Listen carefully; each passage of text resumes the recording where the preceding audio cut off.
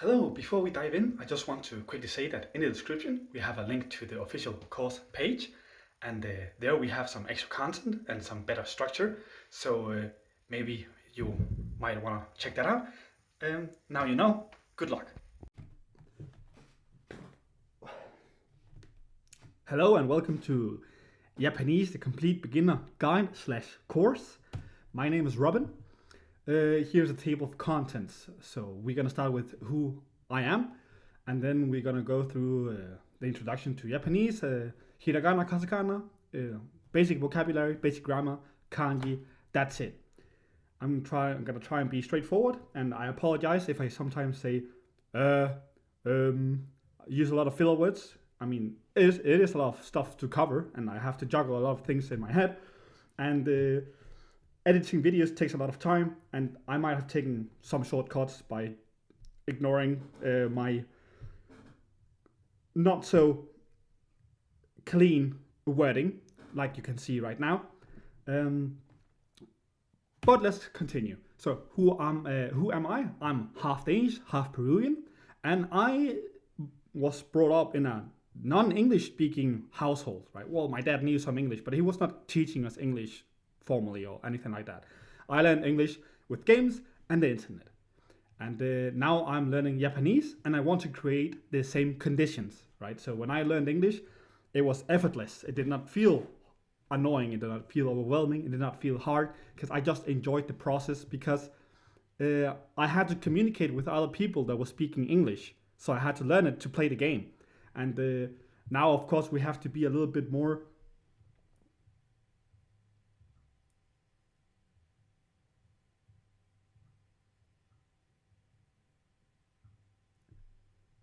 deliberate in our approach to learning Japanese, because you don't need to speak Japanese to play online, right? You have to force it a little bit. You have to force yourself into the conditions where you need to play or speak Japanese in games. But that's what we're trying to do with this whole project, right? We're trying to get people together so they can actually do this. And now, why would you learn from someone that is not native? So my level in Japanese is N3 at best.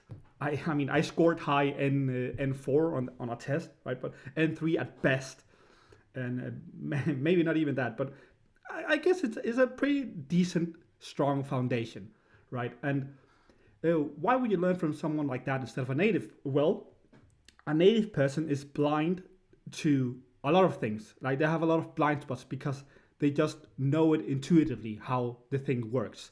Like, if you had to teach someone English, there might be a lot of things that are just normal for you, but they have some complex rules and you just know them without thinking about them.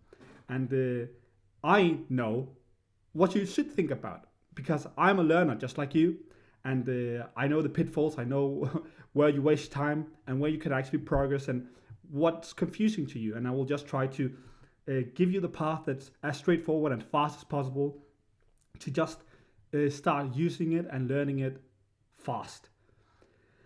All right, so let's just go into a little introduction of why Japanese is exciting, right? So we can take a look at a very basic word. For example, sayonara. It means goodbye, and if you deconstruct it, it's actually a little bit different. So sayo means like that, and nara means if it has to be. So sayonara means if it has to be like that, so be it, I accept it. And you can see that so be it, I accept it is in parentheses because it's implicit. And you will find that across the whole language very, very often. A lot of things are left unsaid, but it's what is meant. And I think if it has to be like that, so be it, I accept it, is a very beautiful way to say goodbye to things, accepting the impermanence of life and things, and basically a lot of philosophy in the language itself, right? All cultures have stuff like that, but for some reason, I particularly like how Japanese works. All right, so now we have some more examples. Like, we have the common translation in white and the literal meaning in turquoise. So, for example, Sesha means I, and it's a old samurai self-reference, and it means clumsy person.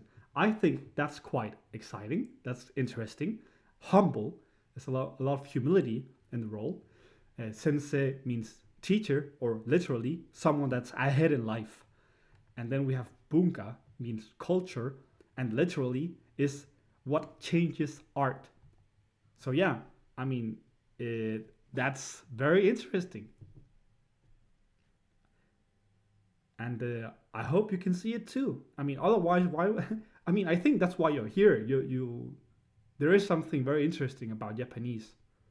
No matter what the initial trigger was, there is something about it that you really want to learn more about, and that's why you're here. All right, so now we are at the actual course. So the video that you're watching right now is going to be played here in this big square. And now let's just go straight into it. So after this course, you'll be seriously up to speed. If you only do this, you will have about 1,000 in vocab and 440 plus in kanji. Of course, it will take a little bit of time. And I learned a lot myself doing all of this. And so this is at the limits of my current understanding. I am at best N3. I score high in N2. I took a little test. So yeah, on my best, I'm N3, right? Very low N3, very high N2. All right, so first of all, how should we approach learning? So personally, I like to approach everything like an engineer. What is important is that it works, not how it works, function over form, and perfection comes later, right? So here we have this guy from the office. Me think, why waste time, say a lot word, when few word do trick, right? It gets the message across, and when you're playing games, that is what is important. You want to get a message across, you want some certain things to happen, and maybe you don't need perfect grammar to do that. That's completely fine. Better grammar comes later. That's just polish. Don't worry too much about it. All right, however, Japanese is ranked as the most difficult language to learn for native English speakers. Literally the most difficult. But that makes it more fun, in my opinion. And with Japanese, and already know in English, you have captured both ends of the spectrum of languages, right? Learning anything else after this will be super easy. So for example, take a look at this. Here we have Japanese. We have the word geyaku. It means contract. And Korean, we have geyak. That means contract. And then we have, I don't know how to pronounce this. I remember it was quite different from this, but you can see that the kanji is the same, very much the same. And it means contract, right? So if you know Japanese, you can also begin learning other foreign words that are quite difficult with more ease because you have learned the most difficult one, which is the Japanese one. Now let's look at English. We have contract, that means contract. We have contrato, that means contract. We have in German, contract, I think it is, means contract, right? So if you can learn the opposing sides of the whole spectrum of languages, then you have a very good solid foundation in languages generally, right? So now to just drive the point home, here we have Danish and Norwegian, two different languages, right? I'm very much on purpose using these quotation marks because would I be bilingual? Would I be bilingual if I knew only these two, right? Danish and Norwegian. The sentence, jeg elsker at læse bøger om aftenen. It means I love to read books in the evening. Jeg elsker at læse bøger om kvällen. I love to read books in the evening. I don't know if I pronounced this correctly, but you can see it's so similar. They're basically the same language. My answer to being bilingual, if you know Danish and Norwegian, is that no, you're not bilingual. You should get slapped if you think so. Okay. So it might not be technically, oh my god, it might not be technically correct answer that you're not bilingual if you know Danish and Norwegians, but nobody cares, right? Because with Japanese, you are ultra bilingual. You do know two very, very, very different languages, true bilingual, right? And we of course want to be more than bilingual. We want to be polyglots. We want to learn more languages because it's fun. So with that in mind, now we can just get started with learning the kanas, right? So here we have hiragana, 46 basic characters. It looks quite overwhelming, but if you deconstruct it and try to look at the building blocks, right? You basically only have 5 vowels and then you have 10 consonants, right? And then you have some extra consonants, which are just variations of the original consonants, like K. A soft K is a G, right? So you have your Ka, and then you have Ga. So it's just a soft version of the original consonant, right? So basically only 15 letters, or something like that. And the words never change. Like the sound of words or the symbols never change. So I, for example, from bit, sounds very different when you say bite, right? So to bite something, to bite into a burger, right? The I sounds very, very different, but in Japanese, the I will always be the same. So it's actually easier to learn how to use the language in this aspect, right? Then we have katakana. We're going to go through that. Then we have a way to remember it easily. You can go through this, right? I really like this magical word, akasatana hama yarawan. It will make you remember how to structure the table, right? Akasatana hama yarawan. You can take a look at the videos that are gonna come later, right? And now the very first step before you do anything else and actually get up to speed is a lot of repetition, right? So, but it is quite easy, right? To think that remembering 46 characters is hard is silly, because here's a list of 46 symbols you probably already know how to pronounce, and you have done pretty much nothing to learn them, right? So, I mean, try to take a look at this and see how many you can recognize or pronounce, right? Apple, Microsoft, Google, Meta, Amazon, Discord, Reddit, YouTube, Facebook, Twitter, Netflix, TikTok, Adidas, Puma, Nike, Wi-Fi, USB, power button, battery, Bluetooth, Pepsi, McDonald's, and so on. You probably know all of them, right? And you did nothing for it, and mind just needs to get exposure to the symbols, and you'll just learn them automatically. Right? Maybe this is also some of you. 80 Kanas, disgusting, but 1008 Pokemon, no problem. Right? And or this, right? You know all the League of Legends characters, 170 characters, and you did nothing to remember them. Here, for example, all these characters, I know all of them. I did nothing. I did not study them. I just used them, right? And then to really drive the point home, here is a ridiculous example. So all of you know this whole set of symbols, right? Otherwise, you would not be here. You would not be able to read anything. There's the alphabet, right? A, B, C, D. So, so if you ask yourself how long it would take to learn the alphabet now, how long do you think it would take? Like, how long would it take you to learn this if you did not know it already? You could probably do it quite fast, right? You can nail kanas way faster than you think. It would not surprise me if you could nail it with only 1 hour of effort for 10 days. Okay? So don't get overwhelmed by how many characters there are. There is no end, and doesn't matter if it may take years, if it's effortless, right? If it just happens naturally with exposure, I mean, just be a little bit consistent and results will come. When you become able to just read the basic moon runes, like I'm referring to the Kanas specifically, when you can read the moon runes, you'll be so far ahead of others that don't study, that you will look like a wizard, right? You can actually start navigating Japan or something like that, right? That's quite cool. And then after this initial introduction, here I show you how to install the Japanese keyboard. Here's how you get started with pronunciation. Here we can take the first steps to actually learning the kanas. Then how you set up the table to grind the kanas. Now we take a look at the extra symbols apart from the main tables. We take a look at the special symbols, and then what you have to do is you just have to grind these two tables. These are the important ones, and the special symbols will follow just naturally.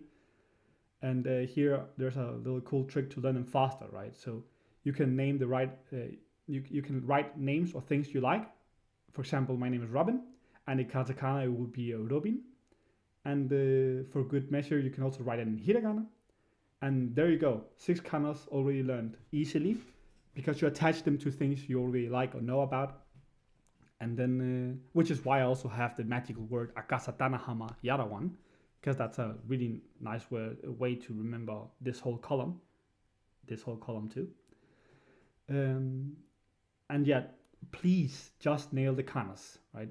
Any doubts you have about memorization or rules will vanish if you just nail this. If you nail the kanas, everything will feel very easy to overcome, I promise. Like, don't rush ahead and try to learn a bunch of words and stuff like that. Learn the kanas. Learn this. Just grind it. Just do that. Just do the tables for a couple of days, and then you will thank me later. It's gonna feel so nice.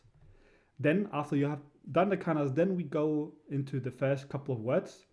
By learning just 2 kanjis, you already have 46 words in your vocabulary instantly. You will be surprised at how many words you then suddenly just know, because there's a lot of long words and there's a system behind it.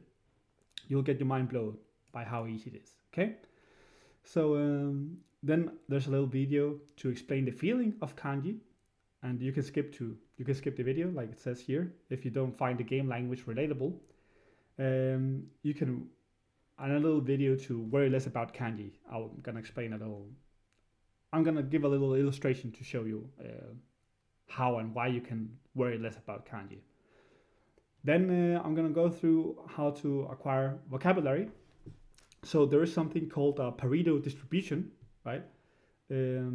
Which basically tells us what we should focus on and what is important and what is not.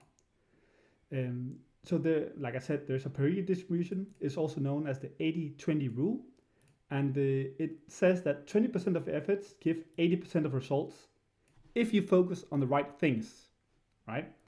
For example, across many countries, a few cities have huge populations.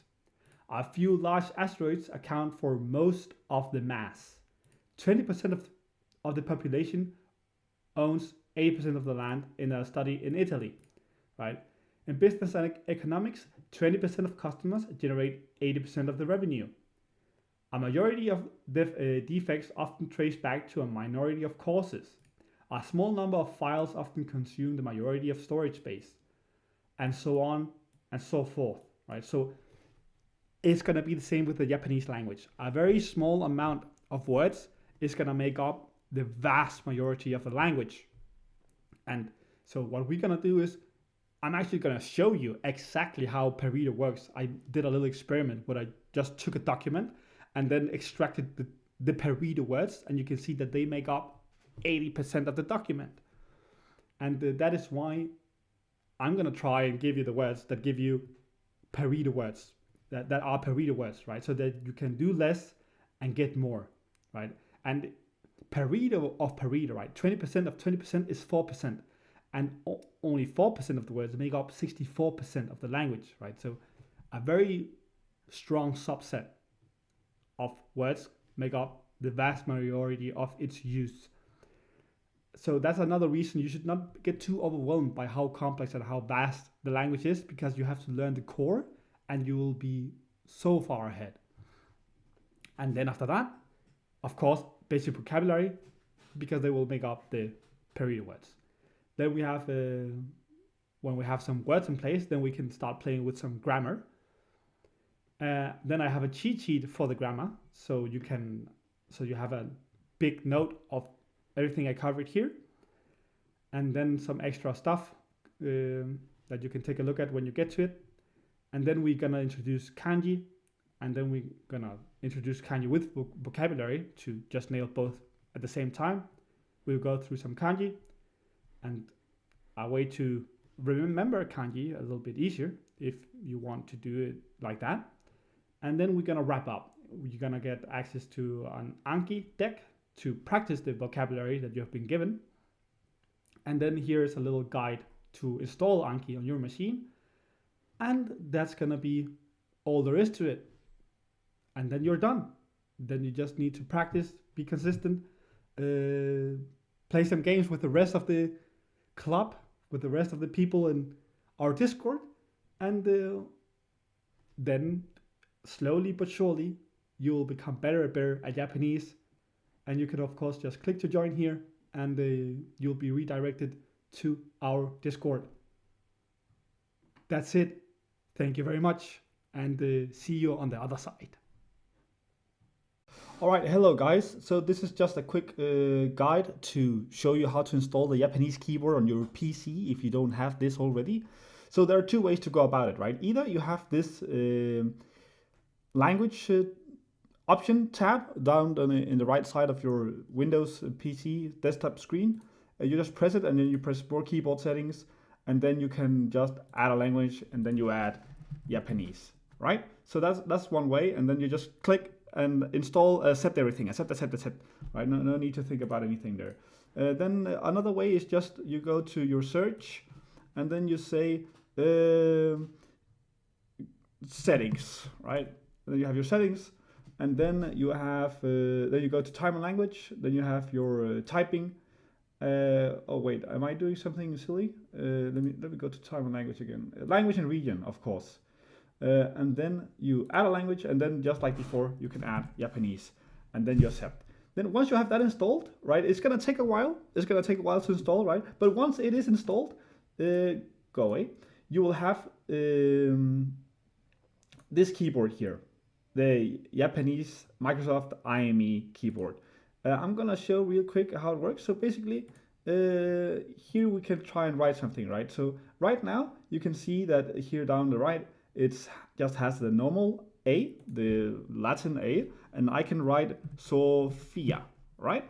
But now if I want to write Sophia in hiragana, I can now write, or katakana for that sake. You can see I have Sophia, but actually just for good measure, I'm gonna show a little trick here. Add language, and now we try again Sophia, and now we try to do it with hiragana. You will see you will actually be getting a drop down. Right, and this is what's gonna be happening on. This is how you write on Discord. This is how you can write on Google Translate.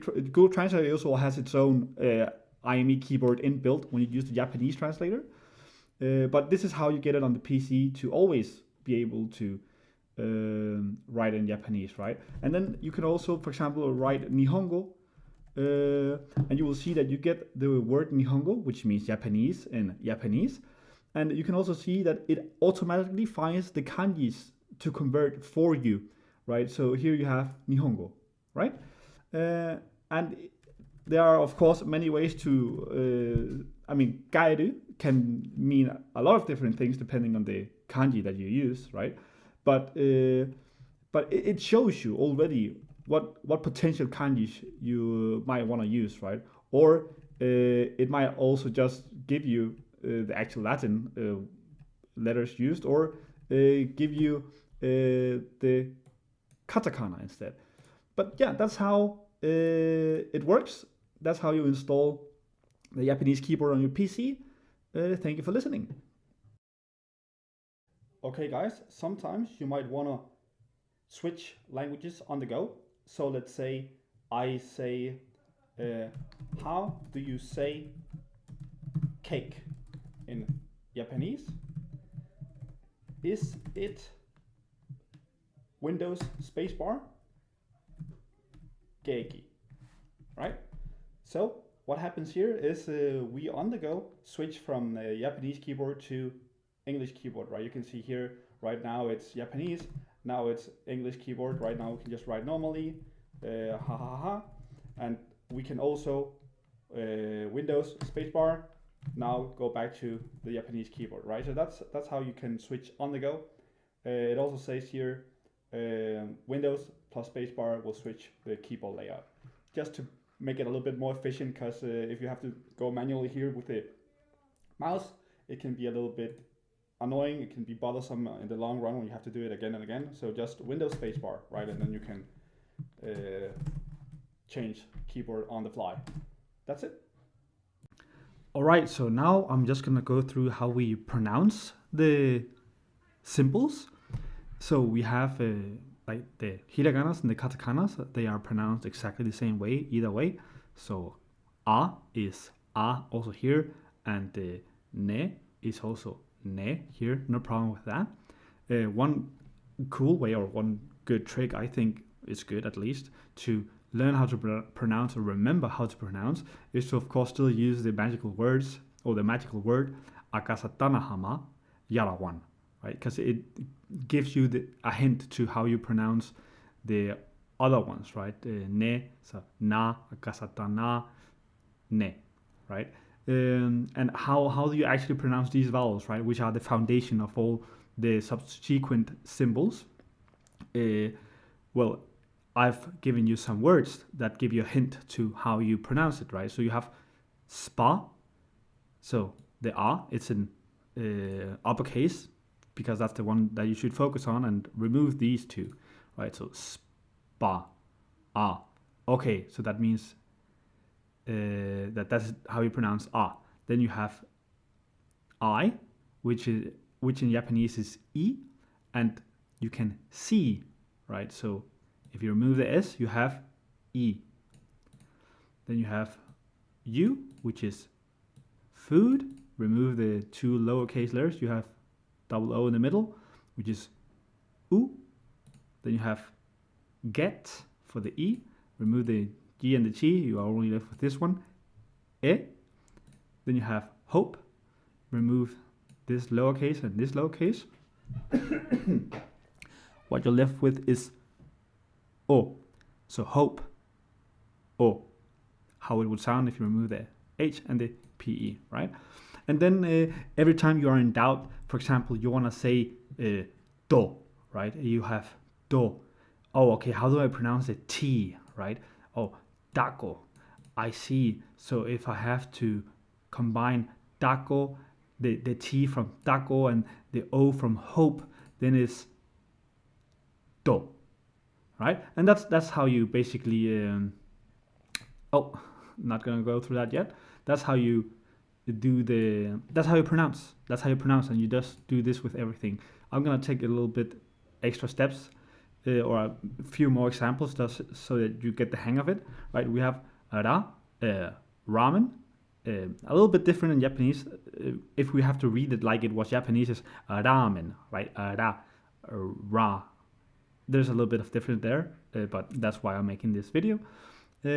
So if we have to, for example, see ri, right? Where's our ri? Our ri. This is our ri. It's R and I. So you would say C and R from ramen, ri, right? Is ramen from English is actually close enough. And then we have u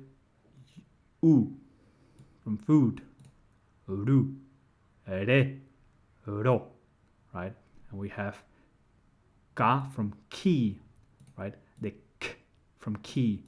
So we have si, ki, gi, gu, ge, go, right? And that's how it works. You will also find later in the document that there are some extra symbols. I will go through that, but when you go through that, you can get back to this document and you can see that here we have the pronunciations for these extra symbols, right? And obviously I am missing this one. But yeah, that's not a problem right now. You will get to it, and that's how you pronounce. All right, hello guys. So let's just get straight to it. This is my paper is many years old. You can see there's a little bit gray, almost, well, not rusty, but because it's not metal. But let's get straight to the point. So this is what I did when I knew nothing. I knew nothing about how to write or how to do anything, and this is my method for learning how to read hiragana. Right. So it's a very fundamental, very boring, and you just have to swallow your pride. For example, when you want to say "a," like the hiragana "a," you basically just say, okay, how can I write this? And I think it's good practice to write it, because then it gets really ingrained into your mind. Like, oh, this is actually how it looks, and then this is how I read it, like "a." And basically, you just take one stroke, and then you take the next stroke, and then you take the third stroke, and then when you have to make the huge hiragana table, you can always refer back to, oh, how the hell was it that I had to actually draw the R, because it just looks weird when I do it. So just refer back, find a method. I don't care about stroke order. Like if you find that you draw R really well in some way, just do that. Like you don't have to follow any standard procedure. Just do what you think it's easiest, best, or easiest to remember. So I like to do this line, then this line, like a T, right? And then you make a noodle or whatever whatever you call it. And then you do the same with I, U, I, U, E, O, right? You just find what are the key components. How can I deconstruct the kanji or the hiragana? I mean, the E is just like this thing and this thing. Okay, now I know how to write that one, and you just do that for every single symbol that you see, right? And that's basically how you do it. You do that. You do this for everything. You have yeah. As you can see, I just painstakingly go through everything. And now we also, and that was actually all the symbols. That was all of them, right? It was only 2 pages. And then you have the same with the katakana. You just go through everything once again, right? And that's basically it. You just do that. And then after you've done that, I'm gonna show you how to set up the table. All right, so one more note I have with regards to making these symbols, right? Making sure that they are drawn in the correct way. The thing is, you're probably gonna start off by making, when you actually want to make it, right? Oh, this went out quite decent, right? But in the start, you might like really make bad symbols, right? You might be very bad at drawing them, and then you kind of get confused. And even though it's a single symbol, right? It can't be discouraging because you might think that you're an idiot because you can't even do a single symbol right. But I did like 20 times before I could make it, give it a decent shape consistently, right? You just have to, when you start making the table, right? You just try to make it again, and you make it again, and you make it again. So even though if you have like a consistent sequence of strokes, right, to make a character, when you have to actually make the table, you might fail drawing the thing multiple times. But don't worry about it. You'll adjust with time, and you'll get used to it, right? It's just muscle memory. Like when you walk, you just take one step in front of the other, and then when you do this enough times, it will be very easy for you to make to actually draw and get the symbol. In any case, in the end, it's actually just about recognizing the character, anyways, because we are not gonna be writing Japanese maybe ever in our lives. We are probably only gonna be using keyboards and stuff like that, and they will get typed in for us. But I think it's a very good thing to be able to do, so that you can to like ingrain it into your brain, how it actually looks. Even though we do not crawl, right? Like babies, we do crawl, and when we are adults, we walk. Oh well, even when we're small kids, we walk. We do not crawl, but we had to learn how to crawl to walk, right? So this is crawling. You have to learn how to crawl. That's it. All right, guys. So here we have the table. So after we have learned how to write each character, you can go ahead and try to actually build out the whole hiragana or katakana table. And what I really like to do is to actually use this magical spell, Akasatana Hama Yarawan. And I will just say that multiple times. It just have to be, in Danish you say it has to be in your spine, this sentence, Akasatana Hama Yarawan. And you can just say that, and then you know, oh, okay, How is it that I build a table? Yeah, Akasatana Hama Yarawan. Okay, and then you just have to make 5 columns for each of these phonemes, and then you're ready to fill it out. The reason I really like doing this is because then you're able, when you, for example, get words like this, Nihongo, you pretty much know, when I remember when I wrote this symbol, right? I remember, it was the H and it was this part here, and it was written like this. Yes, yes. Okay, so that means that this is actually ho. This is ho because all this column is a. This is I, u, e, o. So we have an H and an O. That's ho, and that's how you can easily begin to read Japanese, these symbols, because you actually can always refer back to this mental map that you have when you get symbols. So what I like to do is just fill it out. Make sure that you can make the whole table without help, and you will fail. You will fail a ton of times. The first couple of times you'll probably only make like 5 symbols without help.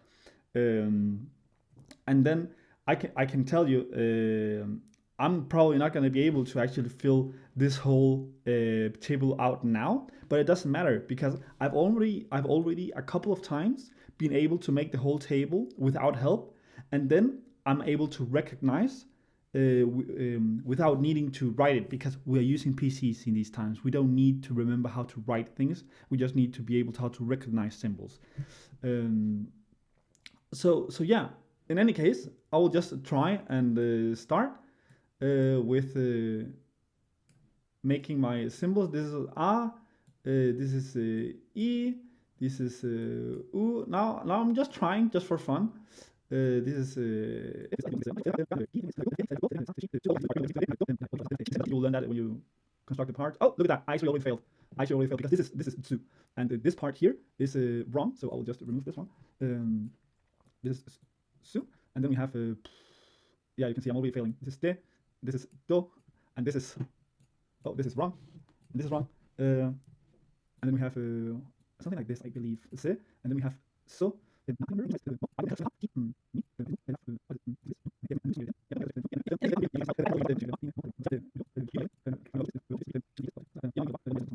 This is what I'm confident in right now.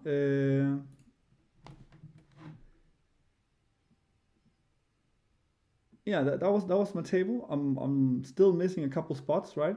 These are empty spots. These are empty spots. There's nothing here, and there's nothing here, right?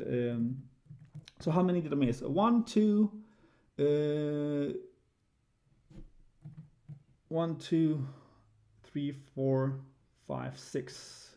There's 6 that I'm not done with, and just because you might not be satisfied with me doing this, like here we have na, right? Oh, there we go. Yeah, na. Yeah, I definitely did not remember that one.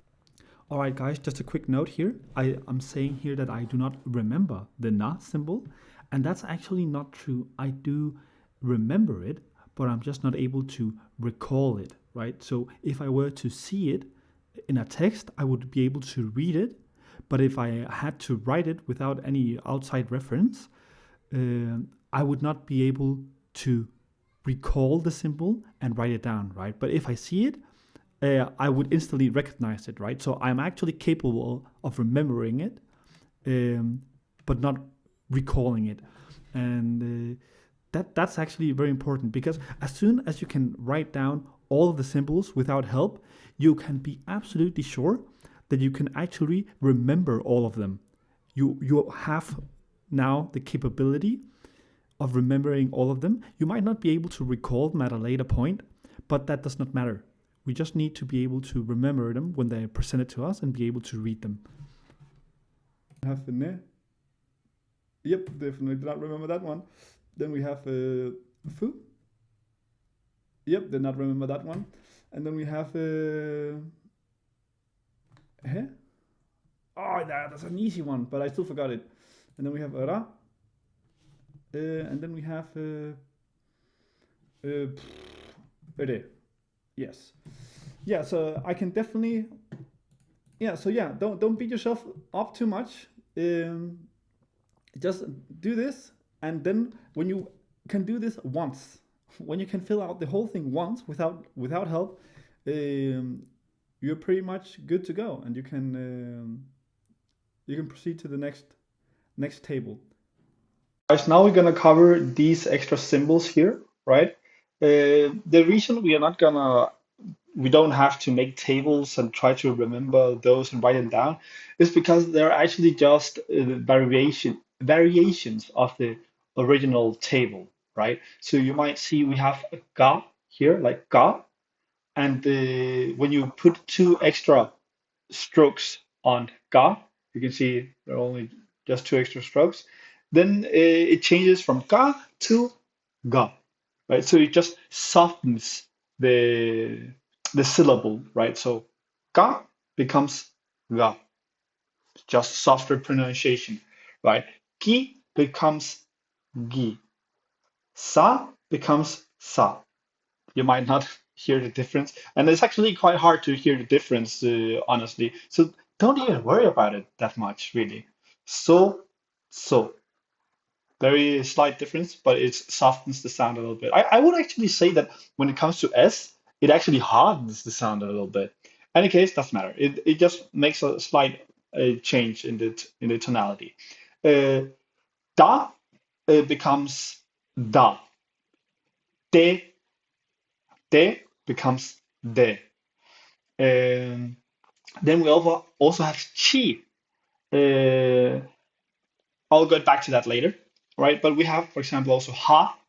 It becomes va, and then if you make a little circle, which is the only one that has this kind of behavior, right? All the ha symbols, or all the h symbols, all the symbols syllables that start with h sound, they have two variations, right? So a soft ba, and then a harder ba, right? So baba or baba, right? Or haha.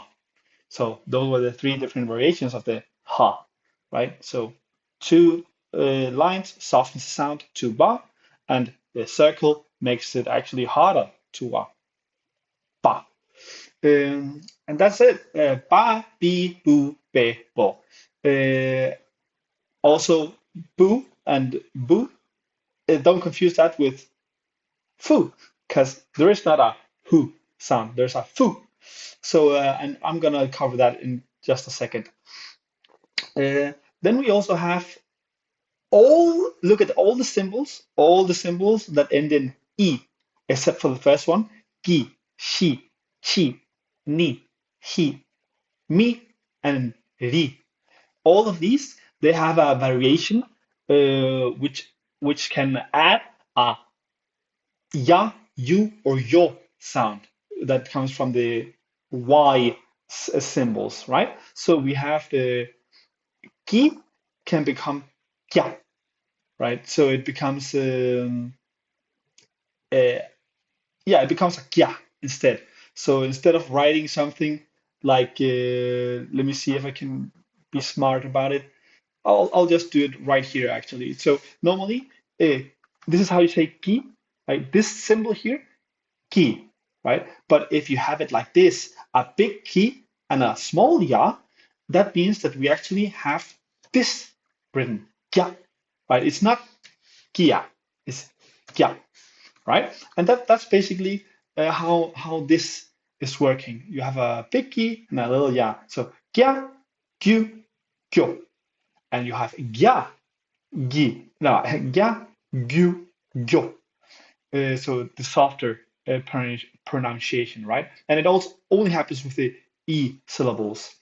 You have sha, shu, sho, and that's basically it. Bia, bu, bio, and that's why we are not going through these symbols because it's exactly the same. It's just a variations of this, right? The only thing you need to learn is this thing. This is the important thing. Now let's take a look at the special symbols, right? We have shi, chi, tsu, and fu. And these are the red ones here. They are exceptions for their own row. So we have sa, si, no, sa, su, se, so. And then we have she, she. So there is no si, there's only she.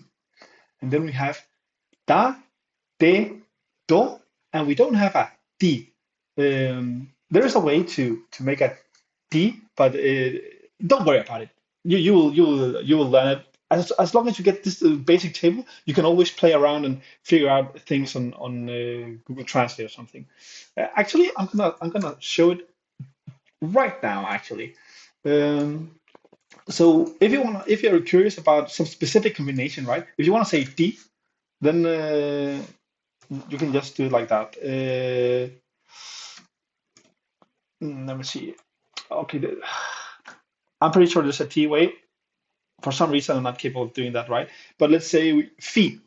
You want to say fee, right? You have foo, and there's no. How do you say fee then? You can see that it becomes foo with a little e. If we then go back to special symbols, right? We can, like I mentioned before, we have da, de, do, chi, and then we also have ha, he, hu, no, ha, he, he, ho. And then we have fu, not a who. And that can be used to say fi. So we can say, let me check real quick. There we go. Oh, what is happening? Where's the. There we go. Why is it not showing what I want to show? I'm gonna just do it again then. Translate, show here. Our Japanese. Then we have fa. You see that? You can see pattern fa, fi, fu. Of course, has no very small attachment because it's just how it sounds. Uh, fe, fo. And if you try to write who, you just get fu anyways, because who does not exist in Japanese. Um, and then, yeah, of course, like I said before, ha, ba, ba, right? Ha, ba, ba. And then you have fu, bu, bu, like fu, bu, bu. And you can also say, uh, yeah, you cannot actually say, I mean, you can say fa, and if you want to append the two symbols here and then say ba, well, you just get this sound, right? So that's why there's no variation for that one. But that's a little special case. Then we also have tsu. So da, de, do, chi, and tsu. Tsu can be there's a special case of tsu where it's small, right? A small tsu means a pause, right? So if you have wakatta, which means I understand, or I understand. Wakatta, I understand, right? Wakatta, wakatta, right? Because otherwise, if it was not small, it would be wakatsuda, right? And that doesn't mean anything. Um, yeah, and then you can also say tsumaranai. This is an actual word, right? So this would actually use the big tsu because you wanna pronounce it tsumaranai, something boring. Um, and then yeah, so if you find a small tsu, it's a pause, right? Wakatta, not bakata. If you remove this, it's wakata, and this is wakatta. Just to be really clear about it. And if you want to write it in spelling, right? If you want to spell it, you can say, if you want to write wakata, the way you get the symbol wakata is you make a T, then I make another T. There you can see that you got a break and da, right? And so if I have to explain exactly what I'm pressing a W A K A, T once, T once more, and then A, right? Wakatta. And that's why I have this. That's why I have this like in the this romaki, right? Because this is how you spell it out to get this in the Japanese keyboard. You can also do it with any double consonant really in Japanese. Any double consonant will give you a break. So you can say this is not gonna be a word, right? But you can say su shi, right? This is of course not sushi. This is sushi, right? But you can say su shi. Oops, su shi. And you can use it with anything, right? Double P, double K, double B. It just depends on the context, right? Some words they need a break right after you say, like let's say baba. Baba is an actual word, but baba is not an actual word. But let's just pretend it is, right? So I want to say baba, then you just do that, right? Then we know that there's a break before you say ba ba ba. Oh, maybe it is a word. In any case, doesn't matter. Um, what else? Uh, yeah, we also have some small examples of some. Yeah, you know what? I'll explain it, and then we can always go uh, back to it at a later point. There are also instances when the you and I are silent when you're speaking, right? For example, you can say. If you say sushi, for example, obviously we're saying su and we're saying shi, right? But if you, for example, say so this, like which means that's right, so this, you can see that I'm not saying so desu, right? So desu. I'm not saying that. The u is silent, and there might also be cases where the I is silent. You can say that's how it was, or that's right, that's how it was, by saying so deshita, right? You can see I'm not really pronouncing the I, it's so deshita, so deshita.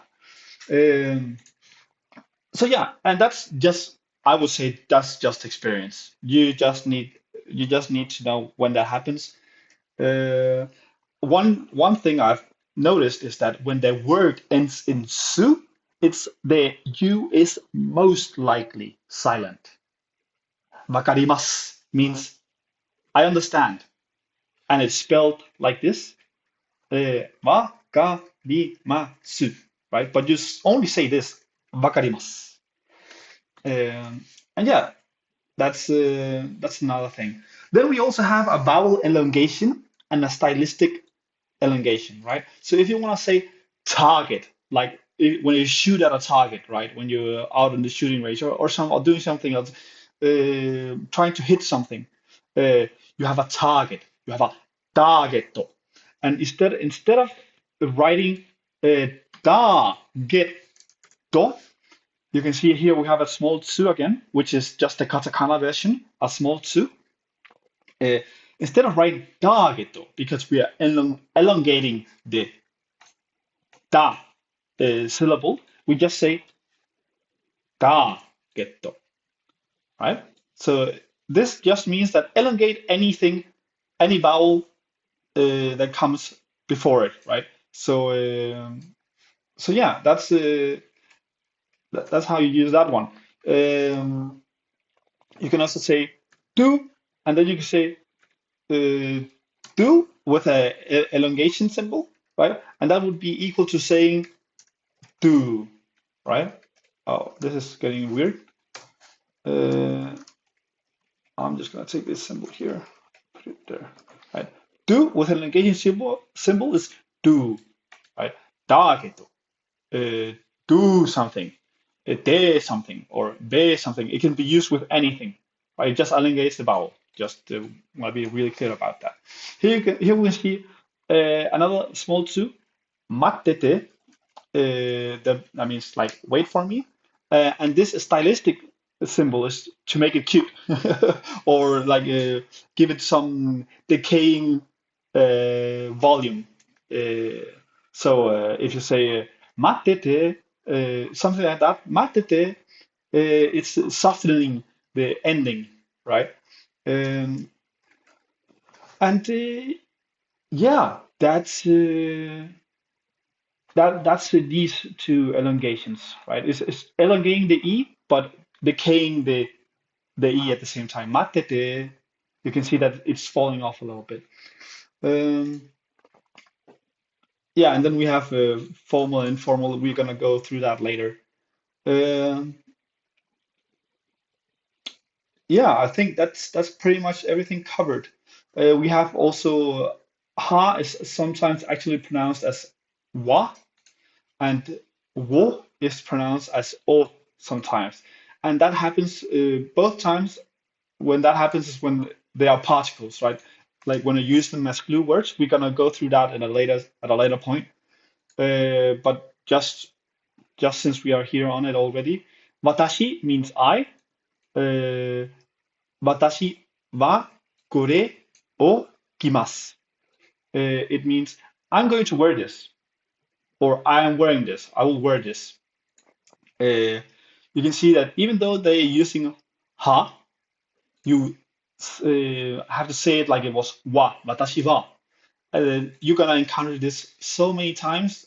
It's weird in the start, but you'll get used to it. It's weird in the start, and actually a little bit annoying, but it's what it is. Watashi wa kore o kore o kimasu, right? So this symbol here, wo, becomes o, and this symbol wa sounds like wa when they are used as glue words, particles. Just keep that in mind if something might sound confusing at some point. But apart from that, if they are not being used as glue words specifically, they're probably wa, like because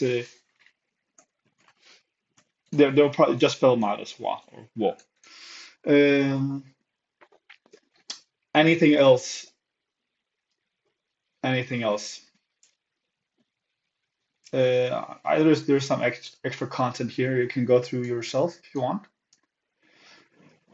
And that should be it, right? Then just focus on that, dominate this, and everything, all of this follows. All the other things follow. Just nail the tables.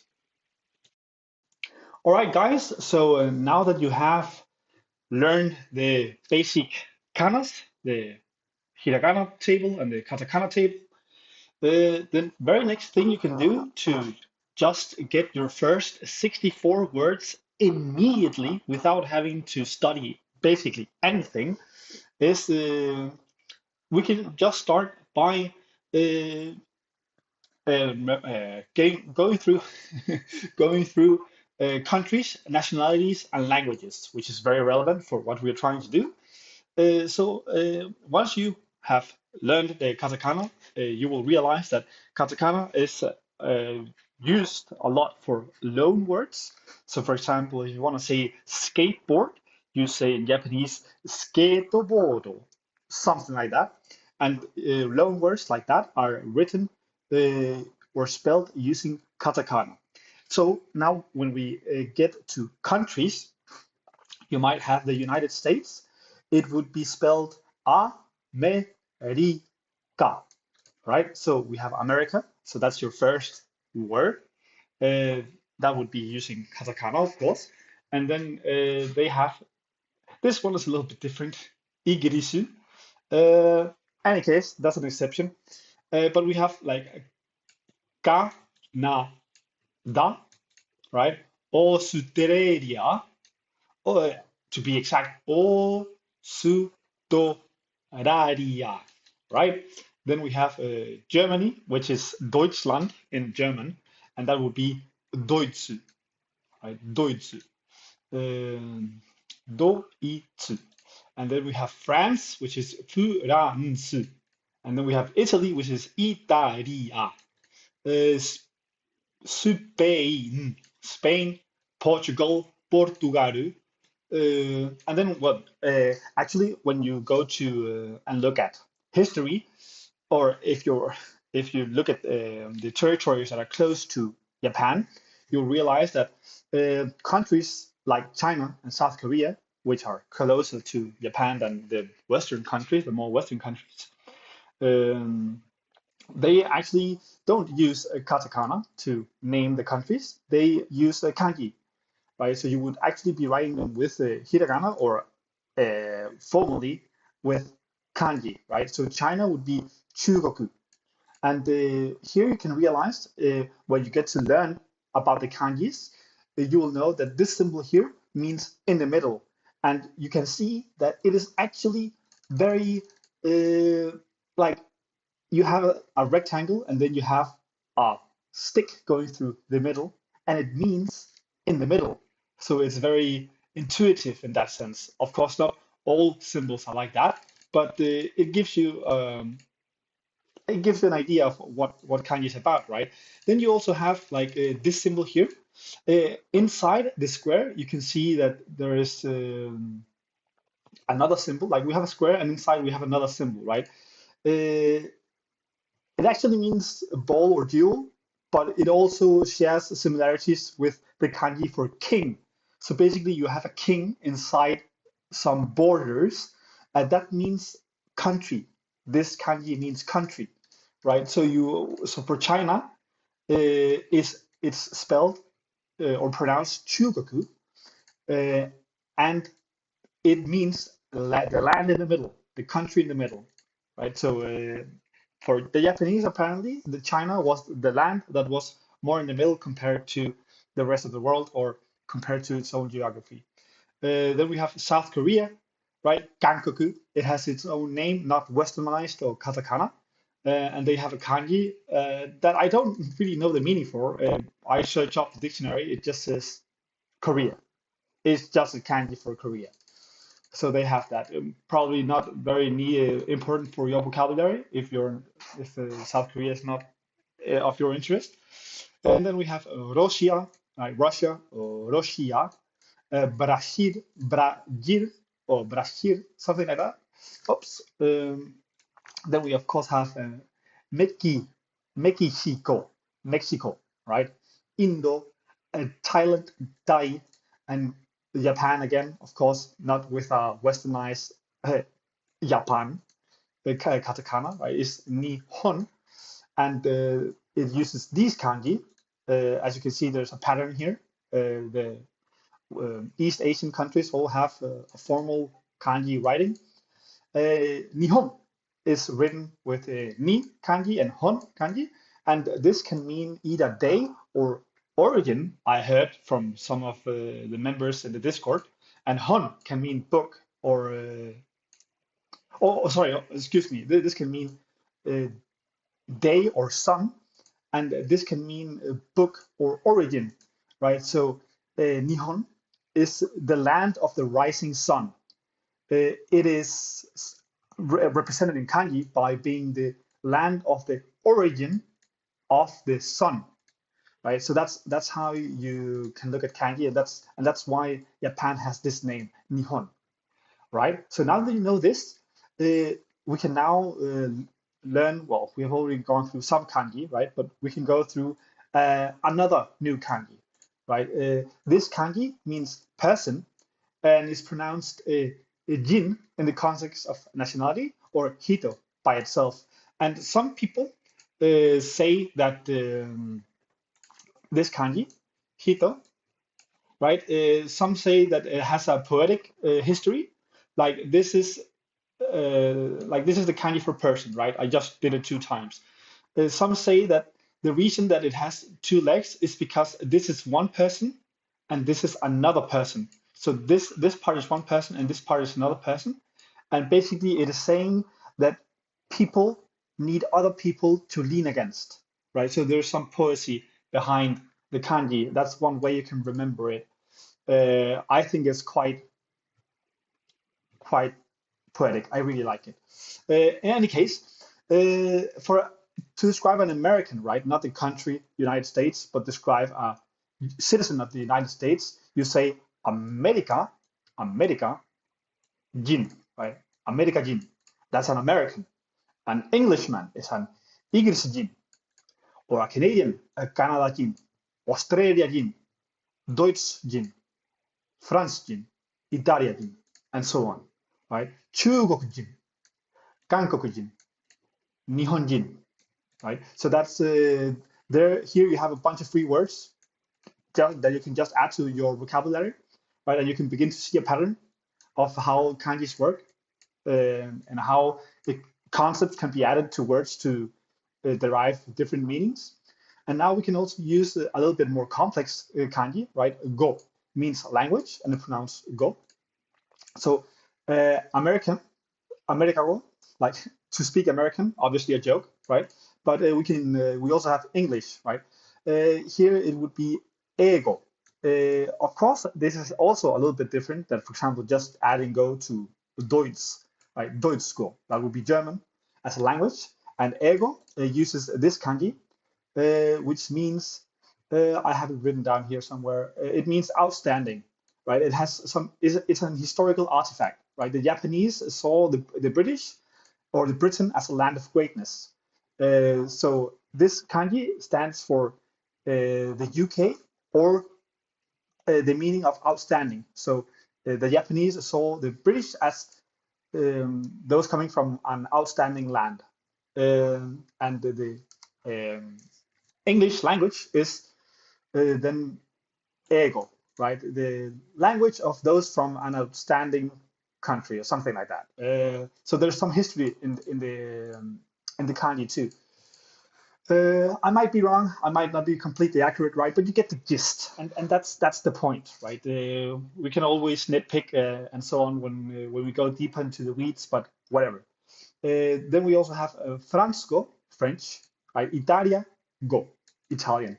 Is Spanish, or this should be Spanish. This should be Spanish. Spanish is Spain, go. Chinese is Chugoku, go. Korean, not South Korean, just Korean. Korean is Gankoku go. I of course don't have go here. There should be a go. Um, and I'm going to fix it. I better just fix it now. Of course, this should have a go here. This should have a go here. Uh, yeah, Chinese Chugoku, Gankoku, Russian Rosyago, Portuguese Portugalgo, Daigo, Nihongo, right? So that's how the kanjis work. Very superficially, very basic. It gives you an idea of how to understand kanji, and we can go a little bit deeper into it, right? So we already went through A means outstanding, the historical artifacts. This one just means Korea. This means country, right? This means king. So I guess that there's some meaning there, like the borders, a king rules or something, whatever. Um, Means center. So China is basically seen as the line in the middle in historical Japanese context.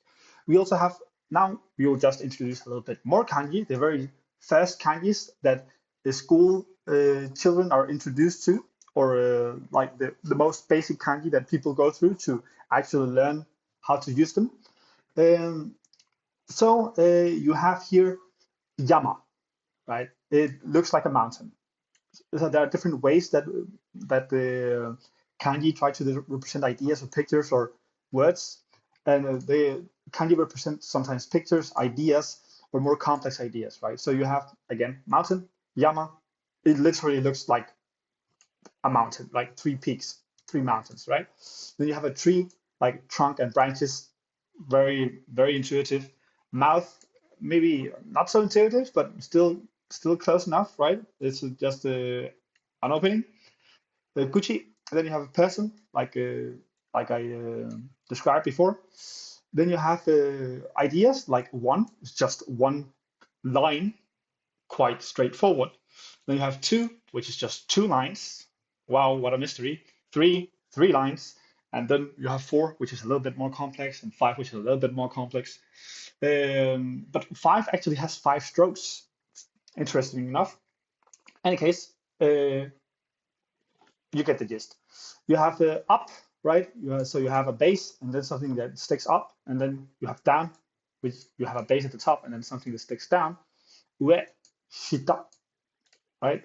And then you have more complex idea like this one, which is the combination of sun and moon. That means bright, um, akarui, right? So if we were to go into Google Translate and to just do this real quick, we can, for example, say akarui, and then you would get this one. Yeah, this is the one for byte. That's really it. Okay, and then you have Yasumi, right? Person and a tree is that means rest, right? So the person is leaning up against a tree, a person, yeah, resting against the tree. Yasumi. Okay, so those are the fundamentals of kanji. Another very important thing is that you should not try to learn kanji as you you should not think about kanji as something that you have to learn how to read.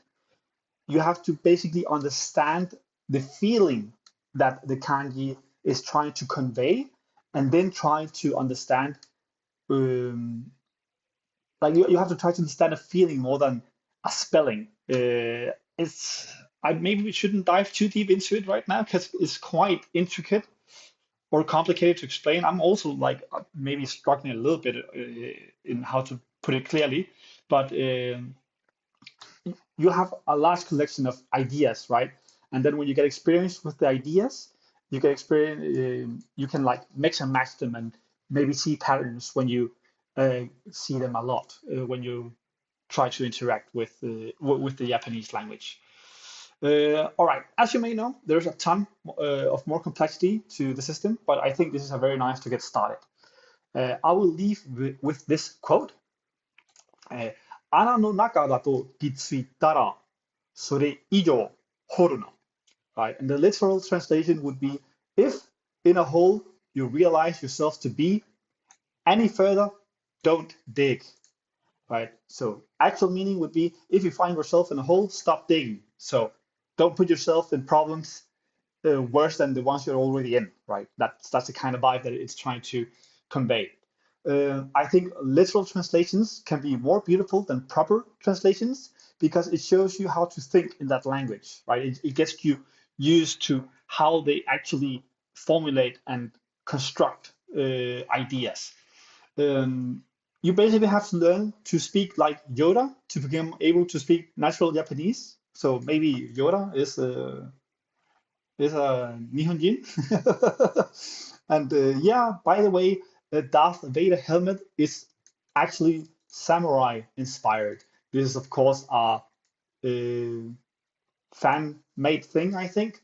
This is not something that actually existed in the samurai era, but I mean, it's trying to illustrate that the Darth Vader helmet is actually indeed samurai inspired.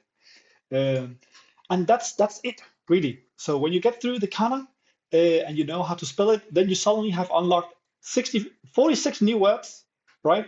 And then if you add a little bit more kanji, like just a very few kanji, you are beginning to unlock a lot of vocabulary really fast. Um, that's it. I'm gonna be making a I'm also going to be adding a basic kanji list, that very beginning kanji list that you can begin to formulate new words with. In any case, that's it for this time. Thank you for listening. All right, so here I think I have a very good example of what kanji is about. So I have played League of Legends before, right? I've not played it a lot to actually be able to name these characters. I just played it a little bit because some friends told me, "Hey, let's play League," and well, I played it, and I really liked this character called Victor because he is an engineer. So yeah, and he has very cool aesthetic. I just picked him because he looks cool and he's an engineer. So of course I will pick that character over anybody else. But we can, for example, think about kanji in this manner, right? I don't know actually how to spell these characters out. I don't know what they're named, but I do know the feeling that they bring, right? I know how I can remember how they made me feel. And that's actually the core of memory, is that you don't necessarily remember facts, you remember feelings, right? You remember something that make you remember something that made you feel annoyed, something that made you feel good, stuff like that, right? So I know this guy, for example, he really likes the smell of science. That's the smell of science character, right? I don't know what, and he speaks German. I think he has a German accent. I'm pretty sure of that. Then there's the scissor character. She just likes to cut things really fast, from what I remember. Then we have the fire guy, and then we have. I think this guy is a robot that can like pull people, anchor them or something. Then we have like a demon with a sword, and then we have a very big. What do you call it? That's a very big guy, a tank, and he's very ugly, right? So, oh, Cho'Gath. It is actually Cho'Gath. I played him. And then we have another tank, like a support hero kind of thing, a statue. I remember this guy because he looks cool. Then we have an annoying alien that also is invisible, and then we have an annoying samurai, an annoying future samurai, another tank. This is the aquatic anchoring, aquatic pulling guy, right? Then we have a annoying asshole. That's what I've gathered. And then we have what else? We have uh, a character that's kind of hot but also dangerous. And we have a character. Where is this one? There's a very recognizable character. Oh yeah, this the one with the very nice rack, right? And this the 1v1 guy. So that's oh, and this is the very very annoying guy that counters Victor really hard, and I hate him with everything that I have. Every time I have to play against him with Victor, I really struggle, and it annoys me, and I think he should be nerfed. Right? I don't know what he's named, but that's basically how you can think about kanji, right? You don't necessarily need to remember how it's spelled out or stuff like that. You just can remember the feeling of the things, and then go with that. That's good enough to proceed, right? And then you can combine things, and they might have different meanings. Right? You could maybe combine the skills or meaning of Victor with the meaning of Cho'Gath, and then if you combine those two, you probably have a very strong tank mage, right? I would like that. That seems very cool. I would think that would be an awesome character. Um, and yeah, that's it. I can actually continue mentioning some things. Like this is a duo, like a 2-in-1 character, and this is a vampire, and this is a guy, a celestial being that can shoot very far, like this. Yeah, a very long range mage. Um, this is a music character. Uh, where's the very hot one? Uh, there's character that has like a lot of tails, which is quite fitting. Or is this the music character? Well, anyways, that's basically how you can. That's a way to understand kanji. Now to just really drive the point home, here we have three kanjis, right? We have a kanji for drinking, a kanji for eating, and a kanji for store. Uh, Now, if we combine these three, right, drinking, eating, store, we might not even know how to um, pronounce it, right? But what might this mean if you have to guess it, and if you have to navigate some text or some landscape? This is obviously a restaurant, right? So you combine different symbols, and then you can kind of see what it's supposed to be, and you might not even be able to read it. Even Japanese people themselves sometimes have to guess readings. But if you just know what the symbols are trying to convey, then you're good to go. And you can always use a dictionary.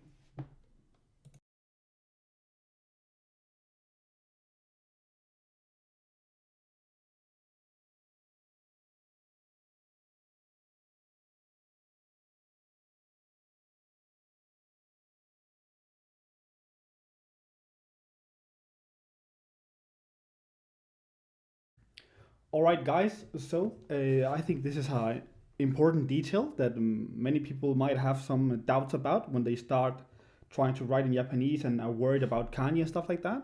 So I like this principle called knock and the door shall open, right? So you just write the words that you know, and then kanjis that are relevant might appear, right? So if, for example, you don't know the kanji for car, but you know the word, the vocabulary for car, you know how to say it, how to spell it, which is kuruma, then you can just say or write kuruma in with your already installed Japanese keyboard, and then you will be able to get options, right?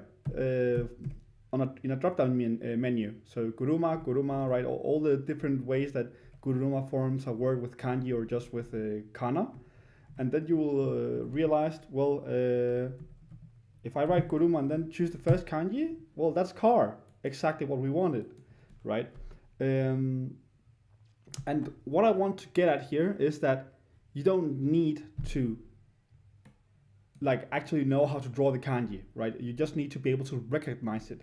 A kanji can be understood as an image to some extent, so you don't need to be able to draw photorealistic images to convey the meaning, right? So if you see this image, for example, this image, what is this? This is a car, obviously. It doesn't look like a car at all, but obviously it's a car, right? Even though it's drawn super badly, it's a car. And then if you see this image, right, what is that? That's also a car. So we don't need to learn how to draw this. I mean, this is fine. It means car, either way. And you don't even need to learn how to draw this either. You just need to know how to recognize it when you see it. Um, and that's it. So there is no need to worry about being able to draw kanjis, right? You just have to be able to recognize them when you see them, which is a lot easier than having to learn how to draw them. So if you just write, the kanji will appear if you use a keyboard.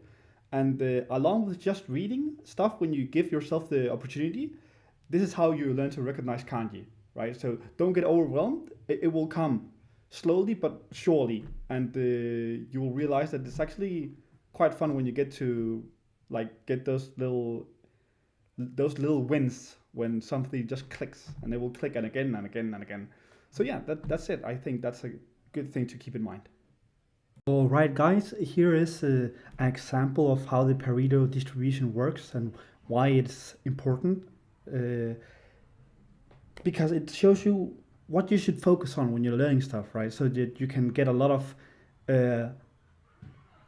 of results with low effort or with less effort, right? So here I just copied whatever was on this link, right? I'm actually even gonna show you what's on the link. I'm gonna open the link right now. If you just give me 2 seconds. Here, this is the Wikipedia article, right? About the Japanese language, and there is a lot of content, right? I just Control A everything, and I just paste it into this document, right? And what I do then is I press word tools and I generate word frequency. You will not have this by default on your drive, Google Drive, because what we're doing is we are running an app script, right? So this app script will basically find the Pareto distribution or the Pareto words for your document, right? And it looks like this. And this script is available in the document. I will show you exactly where. There we go.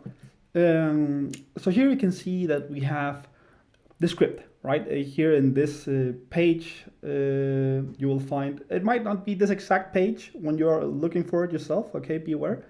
But it will be here in the, it will be here in the document, right? You will have access to the script that you can put in your own document if you want to play around with it, okay? What happens then is the following. So this is what happens, right? You get this document as an output, a word frequency analysis, and we can see how many unique words we have, right? So we have 2,635 unique words.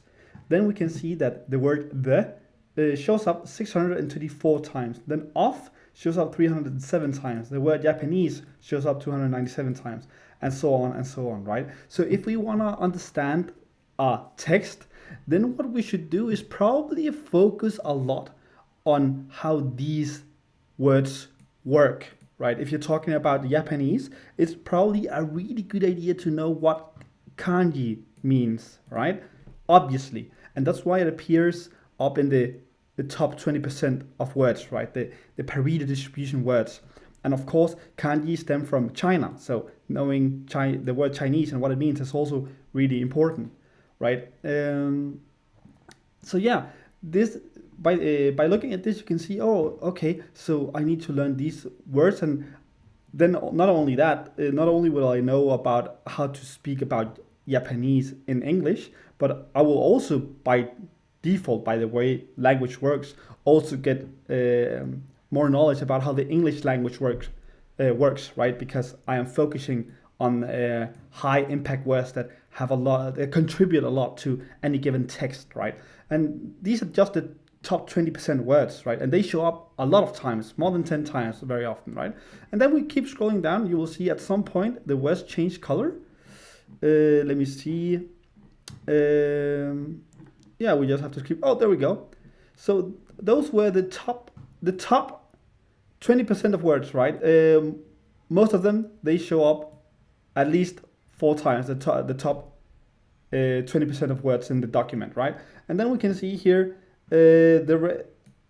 out of the 2,635, the 527 are the most important ones that will give you a good foundation of how to understand the document. And then the rest is just words that appear only once, right?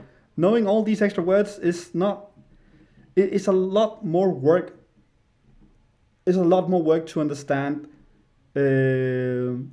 or to get. It's a lot of work for a lot less return, right? So what we want to do is focus on Pareto words, on top 20% words all the time, because they will give you almost everything you need to know, right? And even look at this, right? Japan languages. That's obviously a typo, right? And we would know that if we know the Pareto words, then we know that that is a typo. So yeah, here we can see that total occurrences of the top 20% of words, 7,000, almost 8,000 times, right? They appear, and the top 80% of words appear 3,000 times. So basically, like very, very close to the actual Pareto law, which says that if you put 20% of your effort into the right things, you will get 80% of the results, right? And that's what I'm gonna try and do for you, and really make sure that you get a lot of return on your investment in time. And that's really it for this little Pareto showcase. Thank you for this time. Thank you for listening, and keep going on. All right, guys. So now we have reached the basic vocabulary section. So I will try to not bore the hell out of your minds, because I mean, with a lot of terms and a lot of vocabulary, it can become repetitive and boring. So I'm gonna go through some basics, and don't worry too much about remembering right now. I mean, just see what sticks, and then later there will be Anki deck ready for you, anyways, where you will be able to catch up on this vocabulary in a little bit more grindy manner. However, we will try to make it so that it's not too bothersome. And yeah, so let's just get started. So let's start with something a little bit fun, right? Something contemporary, something relevant. And that's just using the language, right? And what better way to use it than learning some internet Japanese to begin with? So in meme language, www, that means lol, right? And it comes from warao. And because it starts with W, the Japanese they just write W as the same warao warao warao. So it means because warao means to laugh, right? It means to laugh, and I just said it starts with W. So yeah, it would mean something like a lot of lol. Some say WWW looks like grass, like this literally looks like grass. Some say that. I don't know what kind of imagination people have, but that's how it goes, and you can stretch. They stretch the concept even further by saying by using the kanji. Excuse me, by using the kanji for grass, right? So this is the kanji for grass, and if you have a lot of grass, that's a lot of lol. Okay, so that's very silly, and I find it very funny. Yes, even though my tone might be a little bit serious right now, I do find it quite funny. Yeah, I have to keep myself from laughing because otherwise it could be confusing. So now, Daisogen, right? A big grassland. So that means that you are dying laughing. That's also very funny, I think. And then you have kusa hairu. So grass is growing, right? So that's hilarious. Okay, so far so good. Okay, I have to control myself not to not to find it too comedic. Now we have some essentials, and these like you probably already know a couple of them, right? I'm just gonna go through them real quick. Don't worry too much about it. We will give you some a dedicated deck to study it, right? So hi means yes. Means yes in a more relaxed, informal manner. Ye is no, a very stiff no. Uh, means no. So yeah, it can be a little bit confusing, but I just say hi or yeah. I prefer those because they're a little bit clearer than these. In any case, now you at least know that these exist, and I might have pronounced them wrong. Anyway, yeah. Next, ohayo, good morning. Konnichiwa, konnichiwa. Hello, konbanwa. Well, that's how you actually should read it, but it's konbanwa. Right, that's how you will probably say it. Good evening. Arigato. Thank you. Gomen nasai. Sorry. Wakarimasu. I understand. Wakarimasen. I don't understand. Nani. What. Dare. Who. Itsu. When. Nase. Doshite is why. Do is how. For example, do yatte is how did you do it?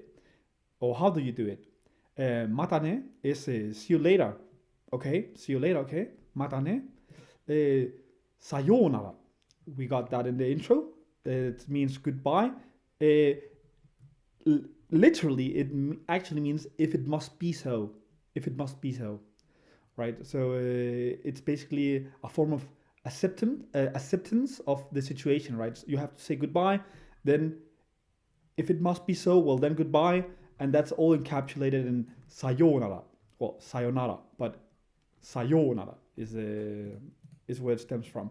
Then do itashimashite is you are welcome, which you can say when somebody says thanks. Then we have pronouns, of course. Watashi, me, the most standard way to refer to yourself. I would probably recommend using this. It's a safe choice all the time. Boku is a way to refer to yourself, and men usually use it. Ore, very masculine, very casual. Ore daso, so like it's me, of course. Like, this is me. Waga is another neutral, very archaic, old Japanese word, has some meme power. So, for example, waga ken, it's my sword. Waga inochi, my life. Very dramatic. Then we have anata, which means you or dear. If you, for example, a wife is talking to her husband, she might say anata, but also just means you. Yes, confusing. Live with it. Kimi a little bit more casual way to refer to someone. Omae, a little bit more blunt, not very, almost a little bit rough around the edges to say omae. Got it. Well, that's what I think at least. I mean, some natives might correct me on this one. Got it. He, uh, yeah, he. Kareshi can also means boyfriend. Then you have kanoyo. That means she, and also might mean girlfriend. So watashi no kanoyo is my girlfriend. Um, or kanoyo wa aruite imasu. So she is walking, right? Kanoyo.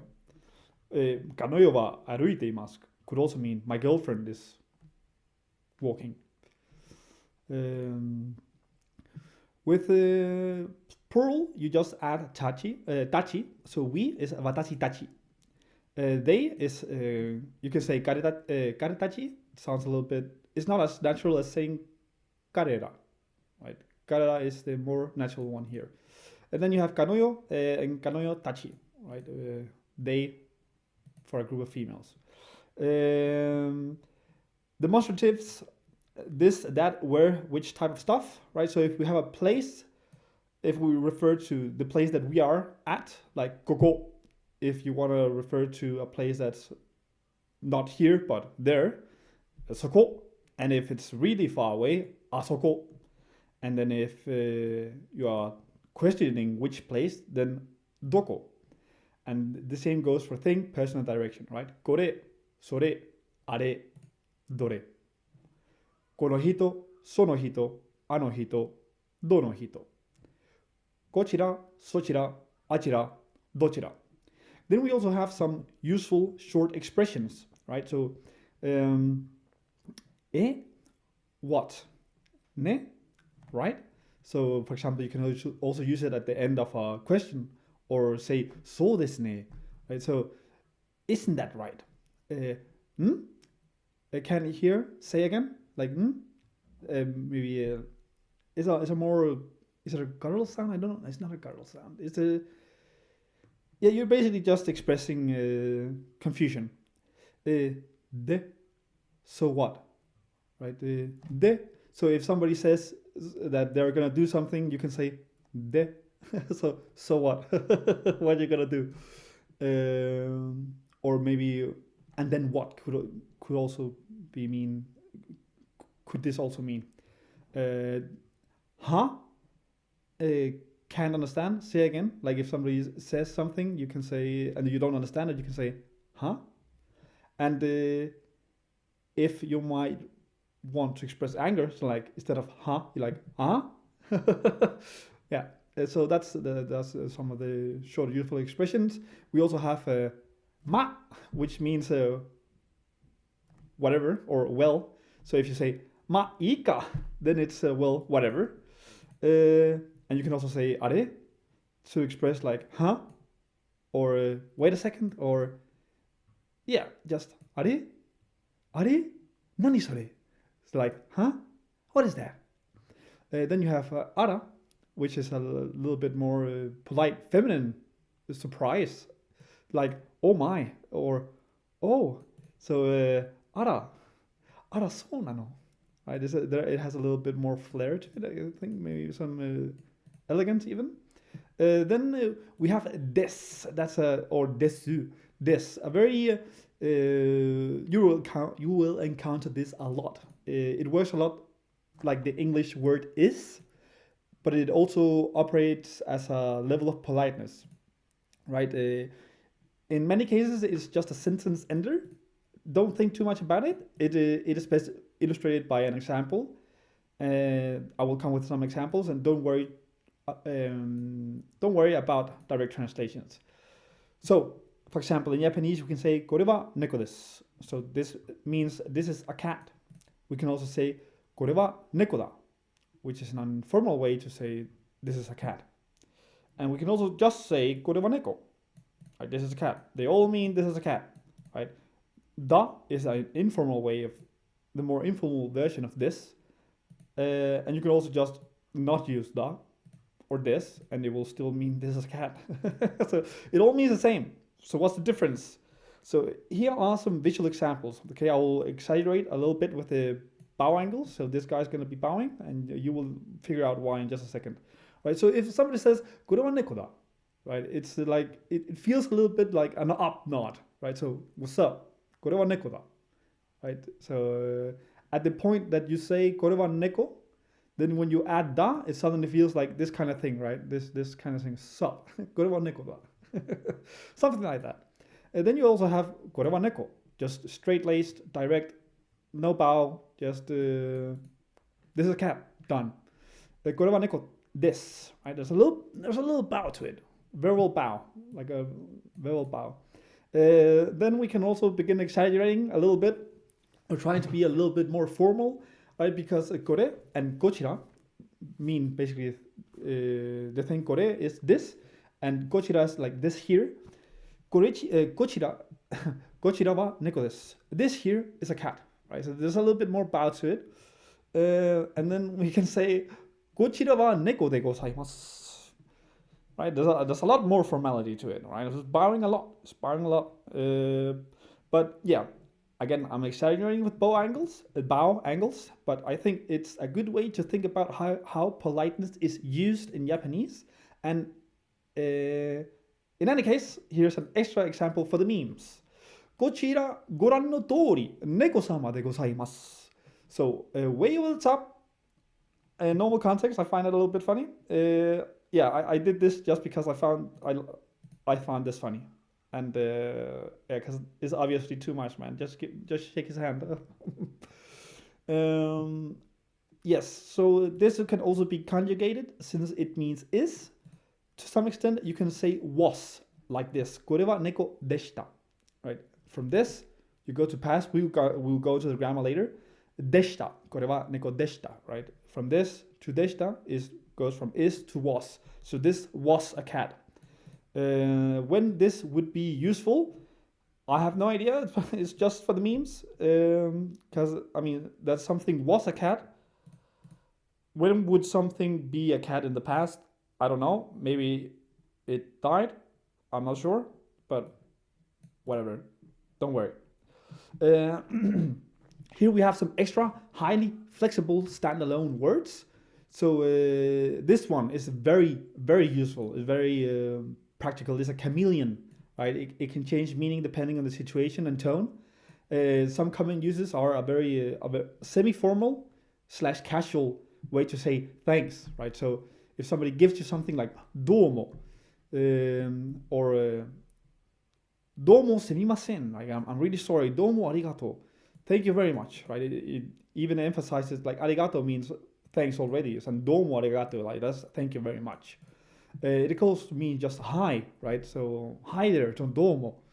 And if you're unsure or you don't exactly know what to do, domo, and then you continue doing your stuff. So yeah, it's a wild card, polite word. Thank you, sorry, hi, and even a filler. Then we have doso. So polite and graceful. It's what you say when you're offering something, letting someone go ahead, or giving permission, right? So like when you give something, kind of. So hi doso. Here you go. Like handing someone a gift, a menu, a pen, etc. When inviting someone to do something, doso o hairi kudasai. Please come in. And then we have doso o saki ni. So please go ahead. Right. So after you, please help yourself. Here you go. Kind of word. We also have chotto. That's very. There's a lot of nuance to this one. It can be. It can be a little bit confusing. Well, every Japanese speaker's secret weapon might be a little bit, might be an exaggeration, but any case, it literally means a little, right? But it does a lot more than just that, right? So, chotto means just a little bit. Chotto means a little, and dage means just a little. To soften, you can also use chotto to soften a negative, right? So, それはちょっと. That's kind of something, right? So if somebody asks something you don't want to answer, you can just say それはちょっと, それはちょっと. So just evading the question. You're basically evading the question with this. Um, and basically asking uh, implicitly, please don't bother me with this. Um, then you have a ちょっと待って, right? So I mean, it still ties into the a little, right? So wait, hey, wait a little bit, right? Wait for me a little bit. Then you can also say expression hesitation or trouble. ちょっと困りますね。ちょっと困りますね。Yeah, polite complaint. I hope it's komarimasu. I hope this is komarimasu. I might be wrong. You know, I'm actually gonna check right now. 2 seconds. Um, then we have fillers, right? So in English we just say like a very constant tone, but in Japanese they have even like it's not a constant tone. They have like eto, right? So etto or that's a little bit more similar to the English one, right? Straight up filler word. There's no meaning to it. Like nani shiyouka, right? So what should we do? Then we also have genki. That's a very you will hear this a lot. So if you want to ask someone how they're feeling or how they're doing, genki desu ka? So then yeah, that means how are you? Are you well? How is it going? And then you can say genki desu, right? So that you are well. Then we also have some extra ones here. Kinisinaide means don't worry, don't mind it. Asa meshi mae, it literally means, oh, excuse me, it literally means before breakfast. It means something like piece of cake, right? Because it's so easy, you do it before breakfast, right? So if somebody gives you a task and it's really easy, you can say asa meshi mae. Then we also have yoyu. I really like this one. It literally means surplus, but it can be used to express that something is really easy for you. You have plenty of energy. You have a surplus of energy to perform the task or to win a game, for example, like GG easy. If you win a game and it was easy, yoyu. Then we have どういたしまして means you are welcome. Did I already do that? I might already have, or maybe not. Well, どういたしまして you are welcome. Then we have how to count. I say it's super easy. That's not entirely true. There's something called counters in Japanese, and they are horrible. They're really annoying. I still struggle with them a lot. I'm not even trying because I probably should put a little bit more effort into it. But the numbers, I should probably just say numbers. Honestly, numbers in Japanese are super easy. Rei or zero is 0. Ichi is 1. Ni is 2, san is 3. You can even see they have kanjis with them, which are very straightforward.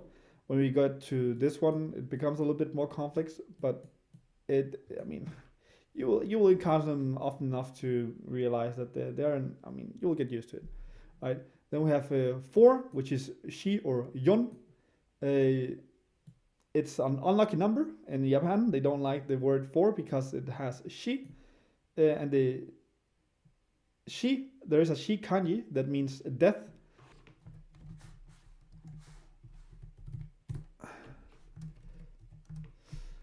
Yes, so for the Japanese, the number shi or 4, right? Shi or yon is unlucky because shi also appears in the kanji shinu or shi, which means death.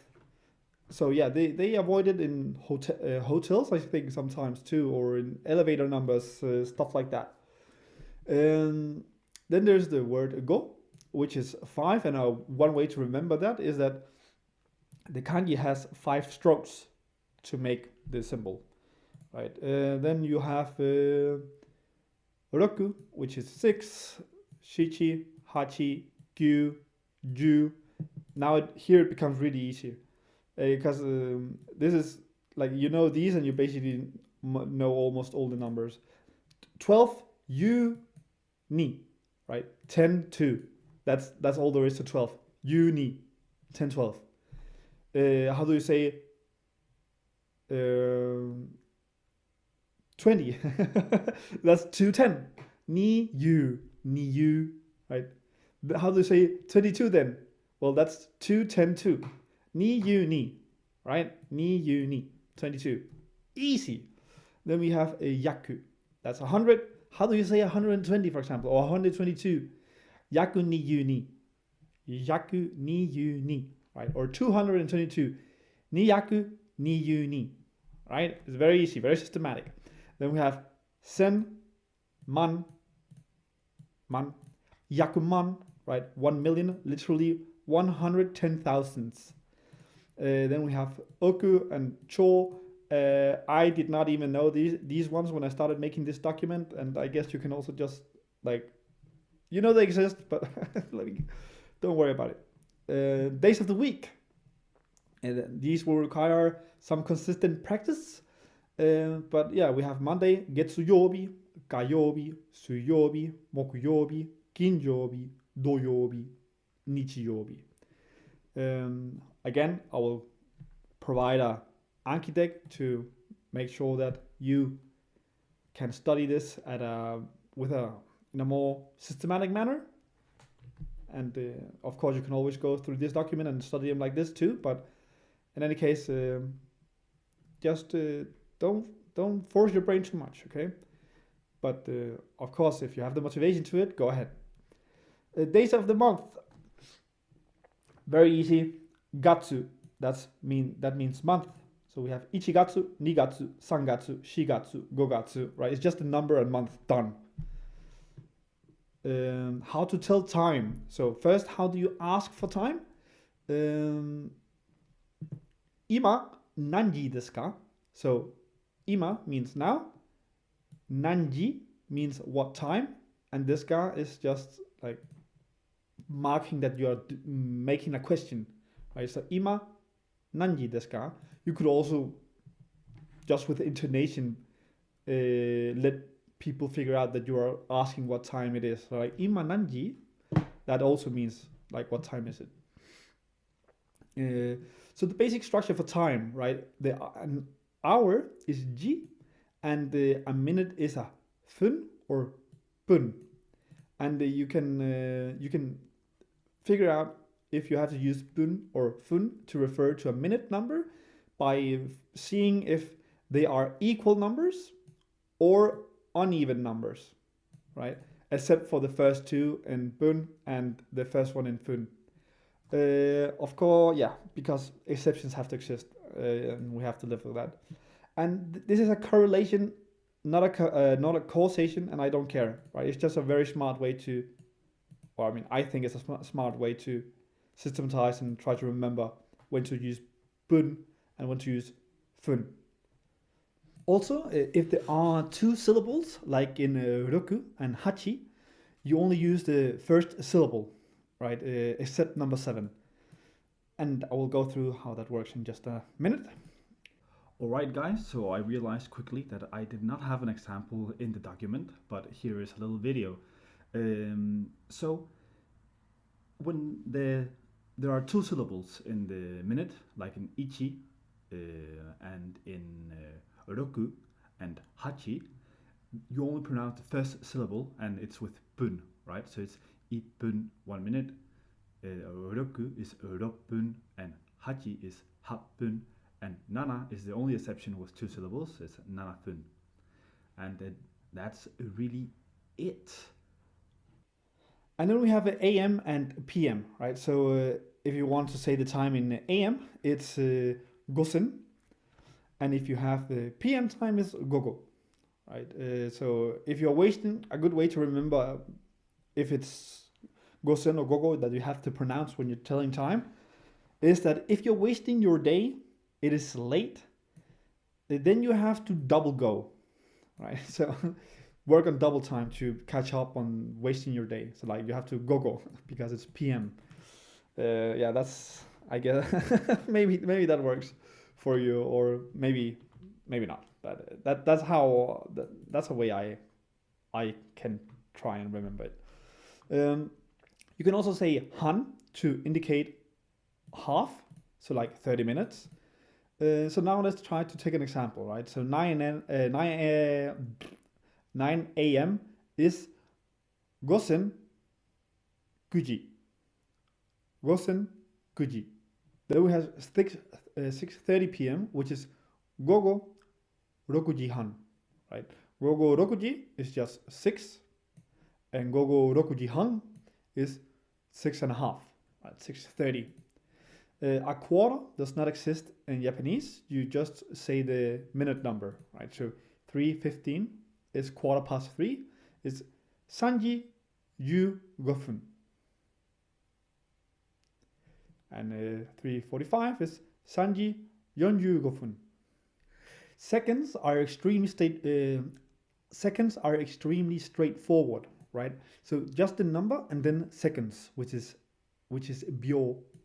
You have no rules at all, right? So 1 second is ichibyo, 5 seconds is gobyo, 12 seconds is unibyo. For days, it is more complicated. The first 10 days of the month are pronounced one way, along with 14, 20, and 24. And the other days are just number and then day. So the first one is Tsuitachi, the second one is Futsuka, Mika, Yokka, and so forth. I've studied Japanese for a while, and honestly, I don't encounter this a lot, anyways. But here it is: Yu Yokka, Hatsuka, Niyu Yokka. All the other days are just named normally, right? So number and Nichi, because Nichi means day. So the 11th is Yu Ichinichi. The 12th is Yu Ninichi. The 15th is Yugonichi. San Yu Ichinichi, right, for the 31st. For using days as a time span, you add gan to the days already, right? So except for the first one, right? So if you want to say that you're gonna wait one day, matsu is to wait. Machimas is the polite form of to wait. So if you want to say that you're gonna wait one day, ichinichi machimasu, right? If you want to say that you're gonna wait 2 days, well, futsukakan machimasu. And yeah, this is how you work your way with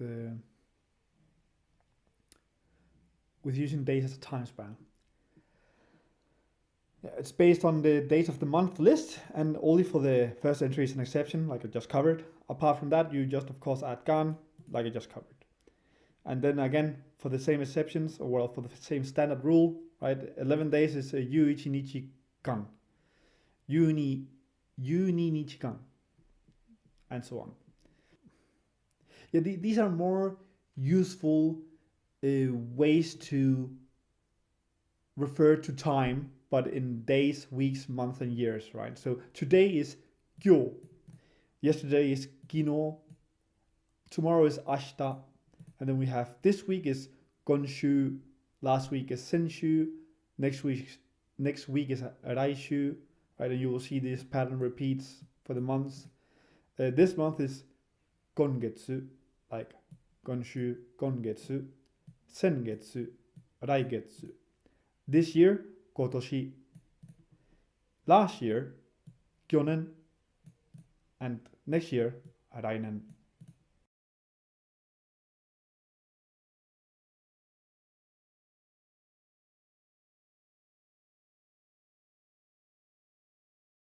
And again, don't worry too much about memorizing these words right now, because we will get back to them later to nail them along with the associated kanji.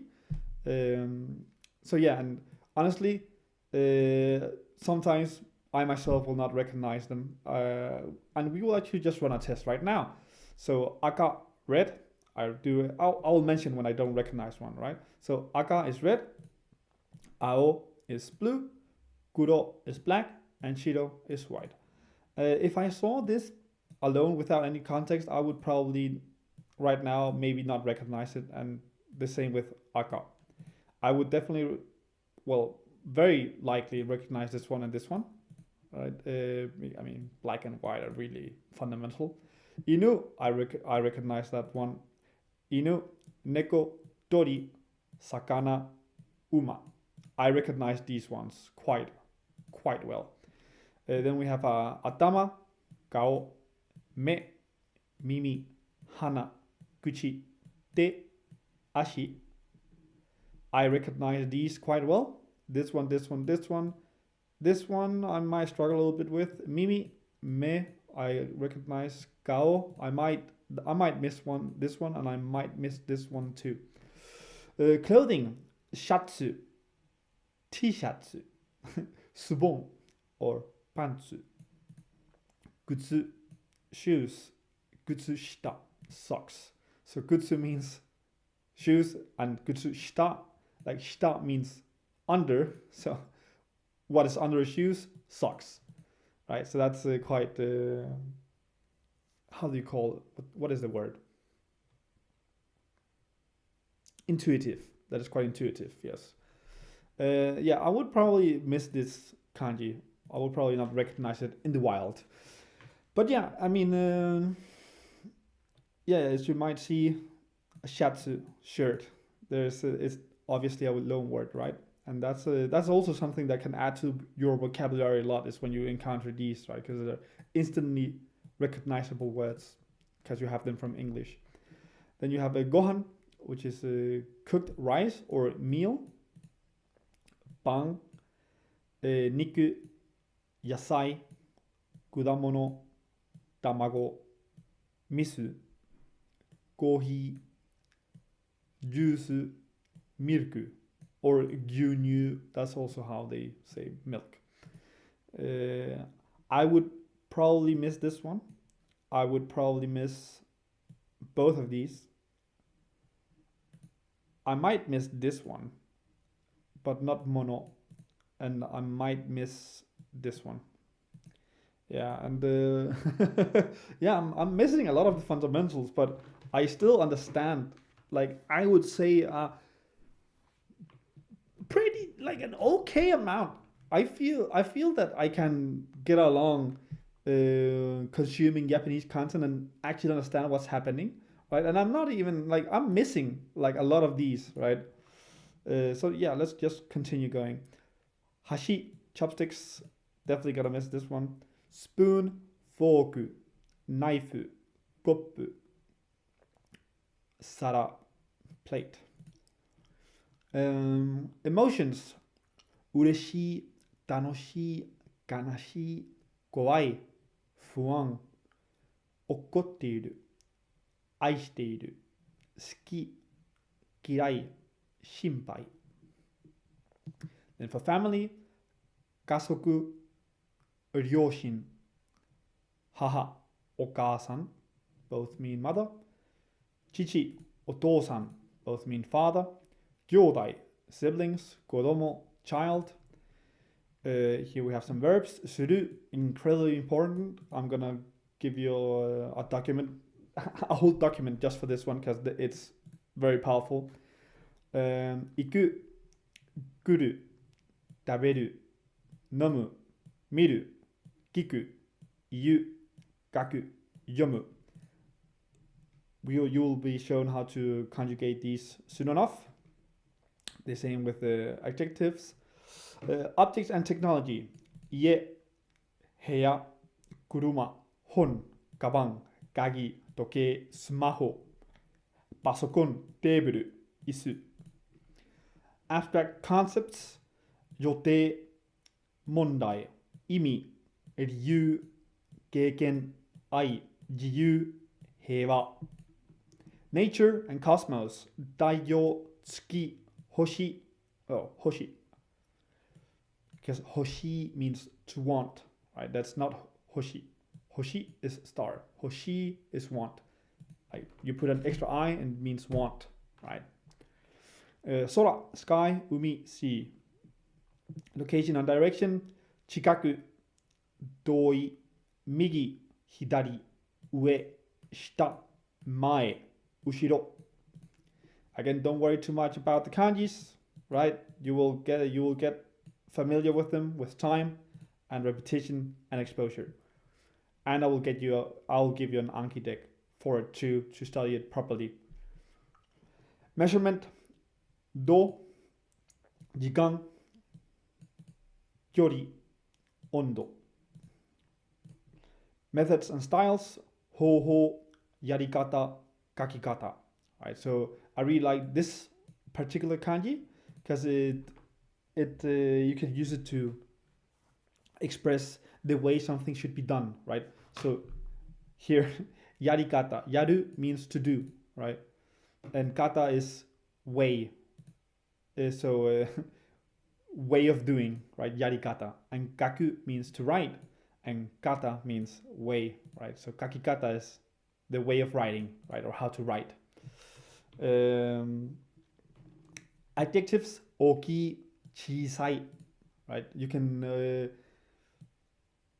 also see by the kanjis, right, that they might infer or like show the meaning beforehand. So that looks like the hito kanji, right? But with arms stretched out to the sides, making yourself look big, right? That's oki, right? So that's something big and large. Chisai, like these small things on the sides of the middle one, right? Looks small compared to the middle one. Chisai.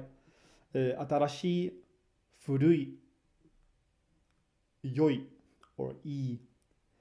Warui, takai, mijikai, yasui, oishii, omoshiroi, kantan, katai, yawarakai. Right, professions, sensei, gaishain, isha, kangoshi, engineer, hanbain. And that's it. That's the basic vocab.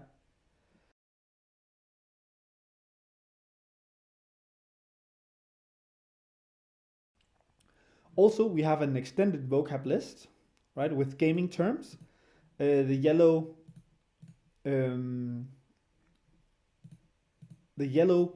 categories. You can, for example, say Control plus F, and then you can write, let's say, allies. Oops, allies, right? You get to allies and enemies category.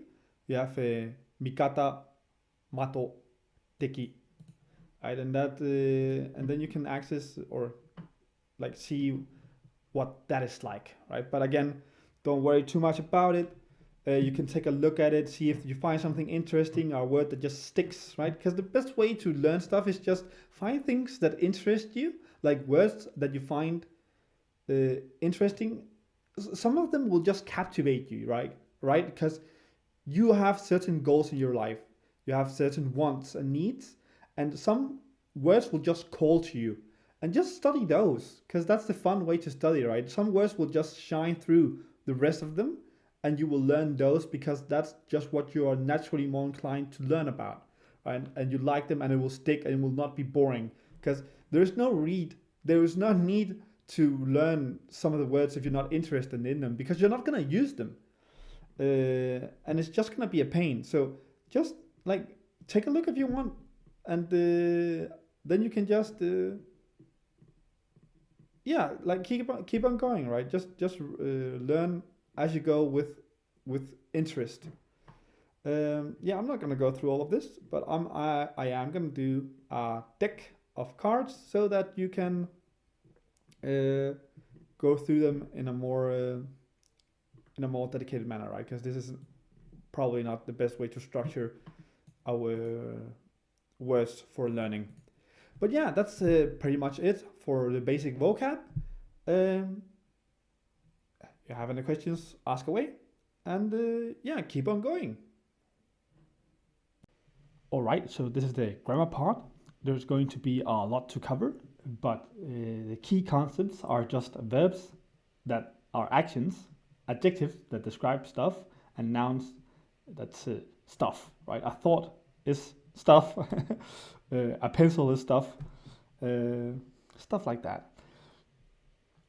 Um, there's of course a lot more than this to grammar, but if you at least know that what this is, right? These things, even though they might be boring, I can certainly tell you I thought learning about languages in my own language for my own language was horribly boring. But this thing, if you just like know these things, right, you can get quite far ahead, and we don't need to complicate stuff much more than that. So take note of this, and let's go. All right, so we have now reached the grammar part. I actually do recommend that you do take notes in this part. Of course, not of everything if you don't want to, and focus on what piques your interest, right? So that it stays engaging. You can always come back to it.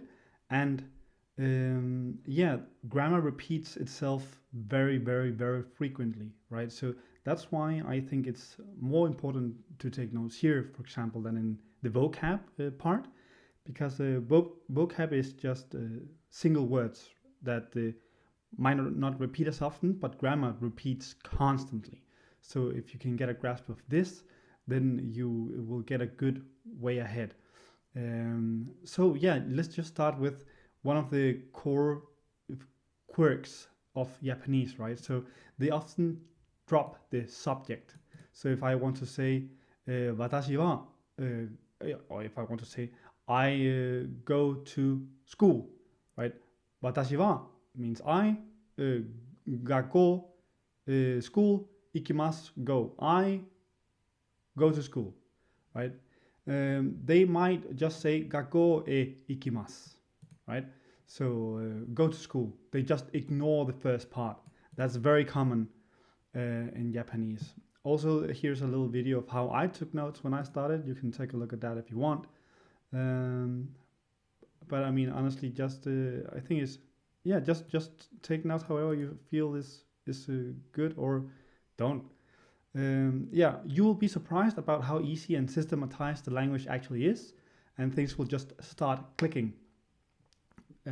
Honestly, when I started out, I and started doing grammar, it was really surprising, like how systematized it is. You're gonna see. You're gonna see.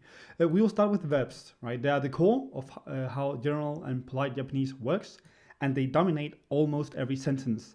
Verb conjugations carry the weight of politeness, time, intention, and even commands. In Japanese, verbs are like Swiss Army knives. They handle change, mood, negation, questions, and sometimes even plurals, all without needing extra words. All right, so pay special attention. Verbs in their standard form are all end with u sound. For example, kaku, kau, taberu, nomu, right? To write, buy, eat, and drink. The standard form is used in casual speech, and the polite form changes the verbs like this. So words that end in u, you just change to imas, and words that end in ru, you change to mas, right? So we go from kaku to kakimas, right? The u changes to an imas, and then we have kaimas, kaimas, tabemas, nomimas, right? Mas is because it ends in ru,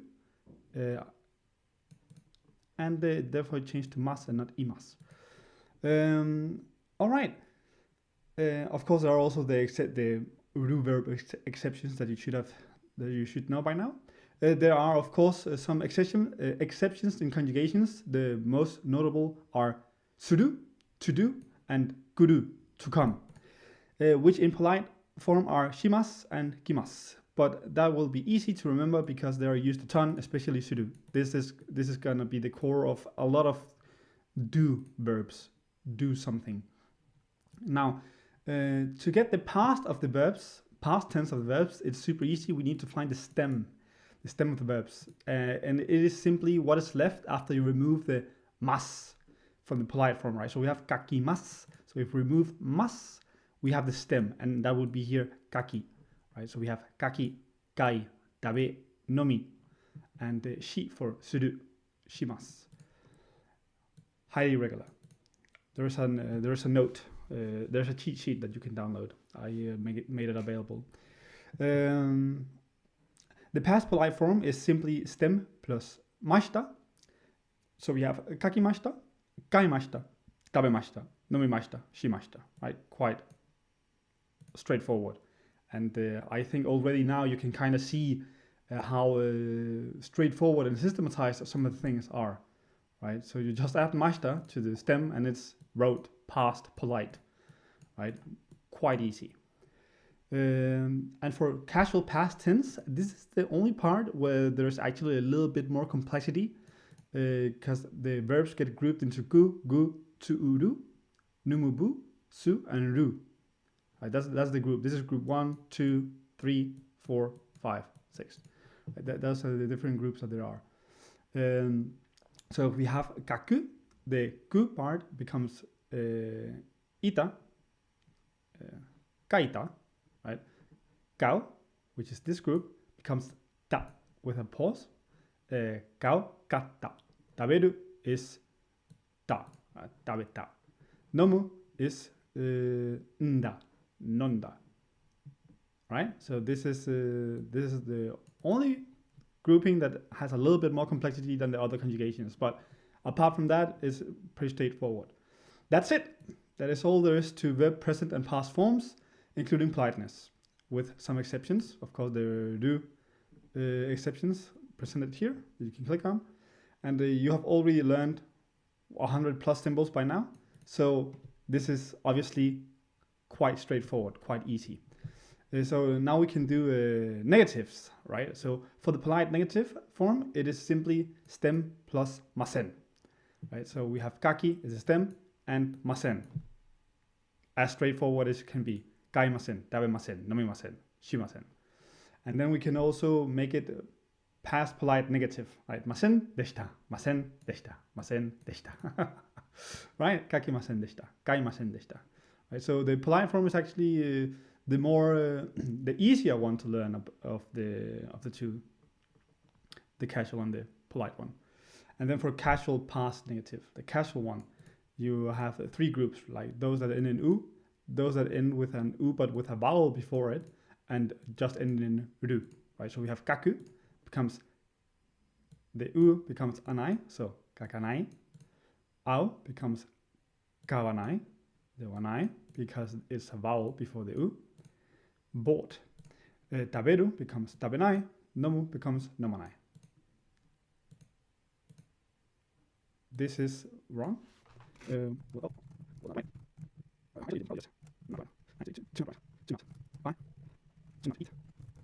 not drink. Right? Quite straightforward. Yep. And then we have past casual negative.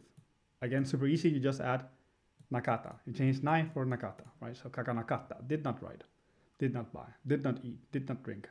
Nomanakata, tabenakata, kawanakata, and shinakata for the pseudo irregular.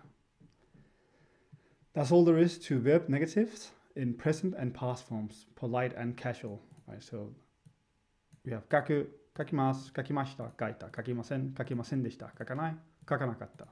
Right? There is a cheat sheet where that you can download where this is available in a little bit in a cleaner format, probably.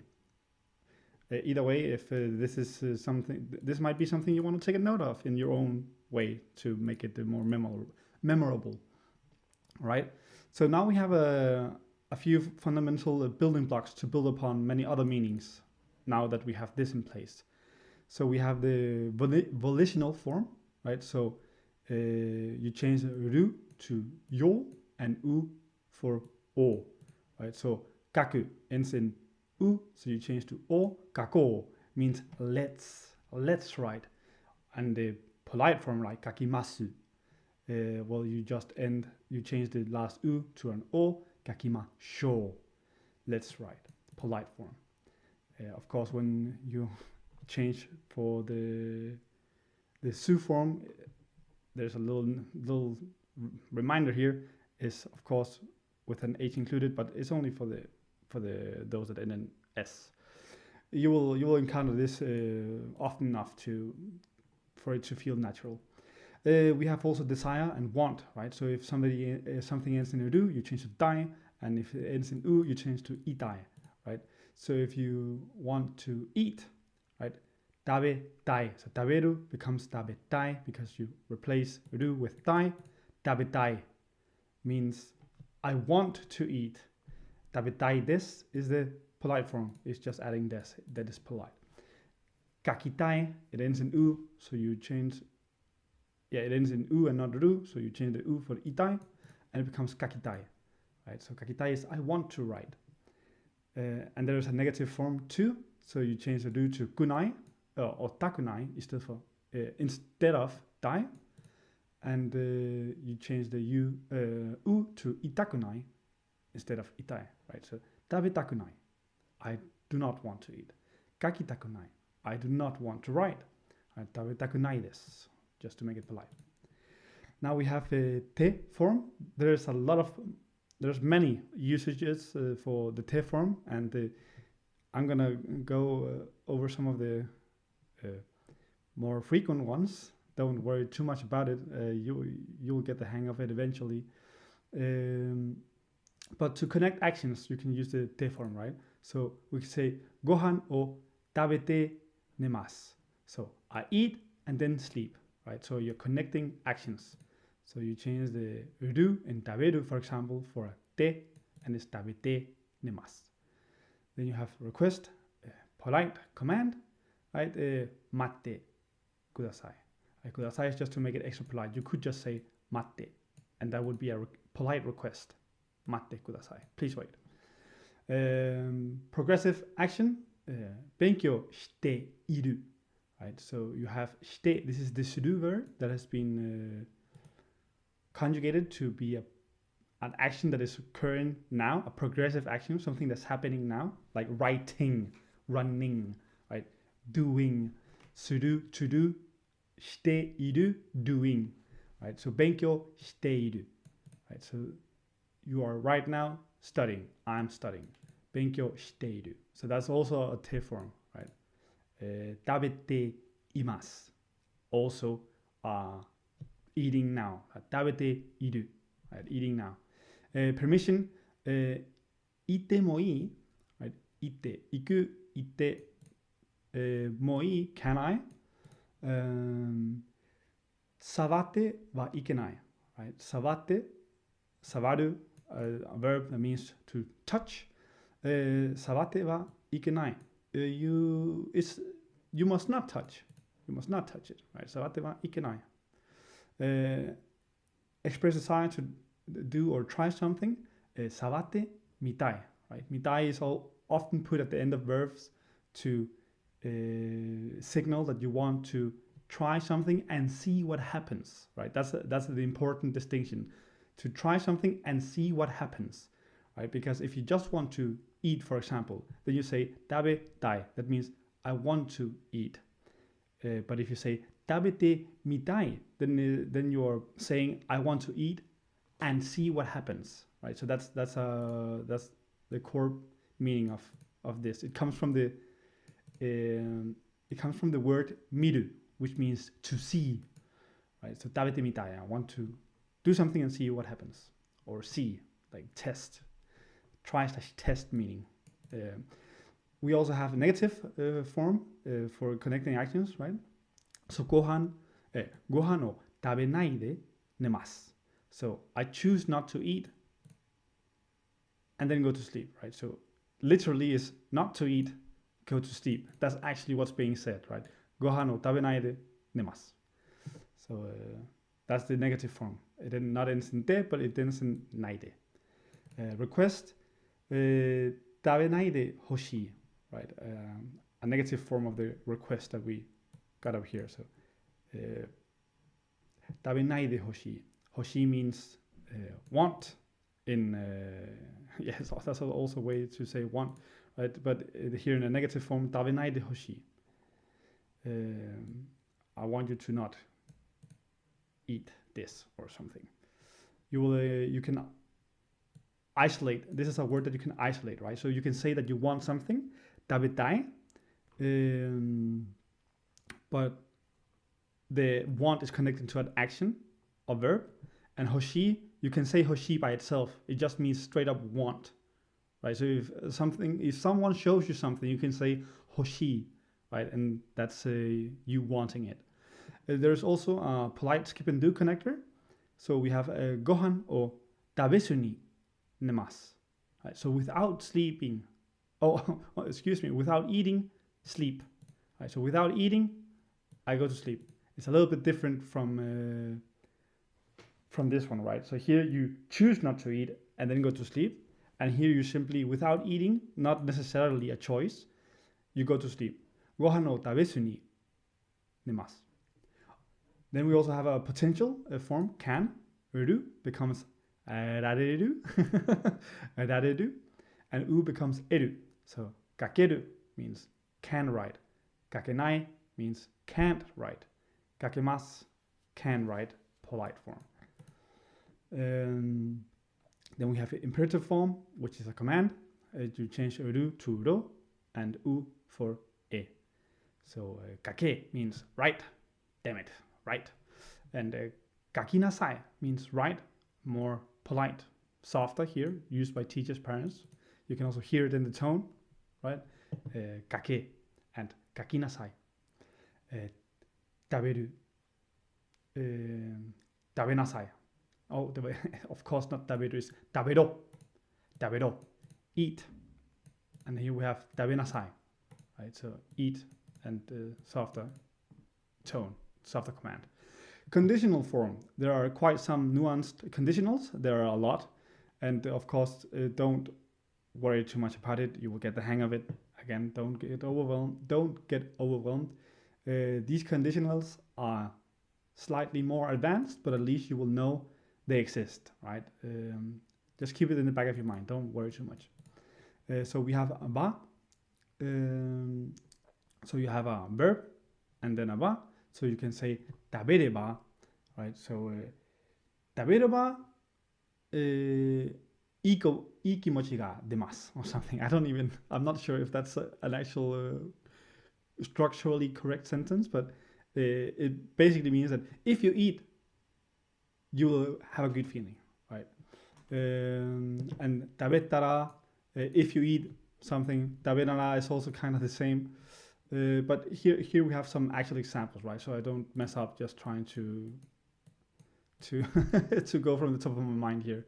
So here we have some examples. So nara is when and or if, and the emphasis is on the sequence of actions, right? So and ba is also if, but for emphasizing cause and effect, right? If X happens, Y happens, right? Whereas nara is the sequence of actions, not so much consequence, cause and effect. So, 学校に行くなら、先生に会える. Right? If you go, you can/may meet the teacher. But if you say ば、学校に行けば先生に会える. Right? If you go, you will meet the teacher. Right? So that's the nuance that there is. Do is automatic consequences, right? So, 春になると花が something. I don't know. I actually don't know how to. I don't know exactly how should read this kanji, and yeah, that's very natural, honestly. So I would like to just leave this in here in the video that I'm not able to read this one, but it means when spring comes, flowers bloom, right? So this is an automatic consequence. Haru ni naru to hana ga bloom, right? So the English word bloom. I don't know that it's the bloom. Okay, this means bloom. Then mononara if possible, right? So yareru mononara yatte miru, yatte miro, right? Yareru mononara yatte miro, right? If you could do it, even though you probably can't, right? Try it, right?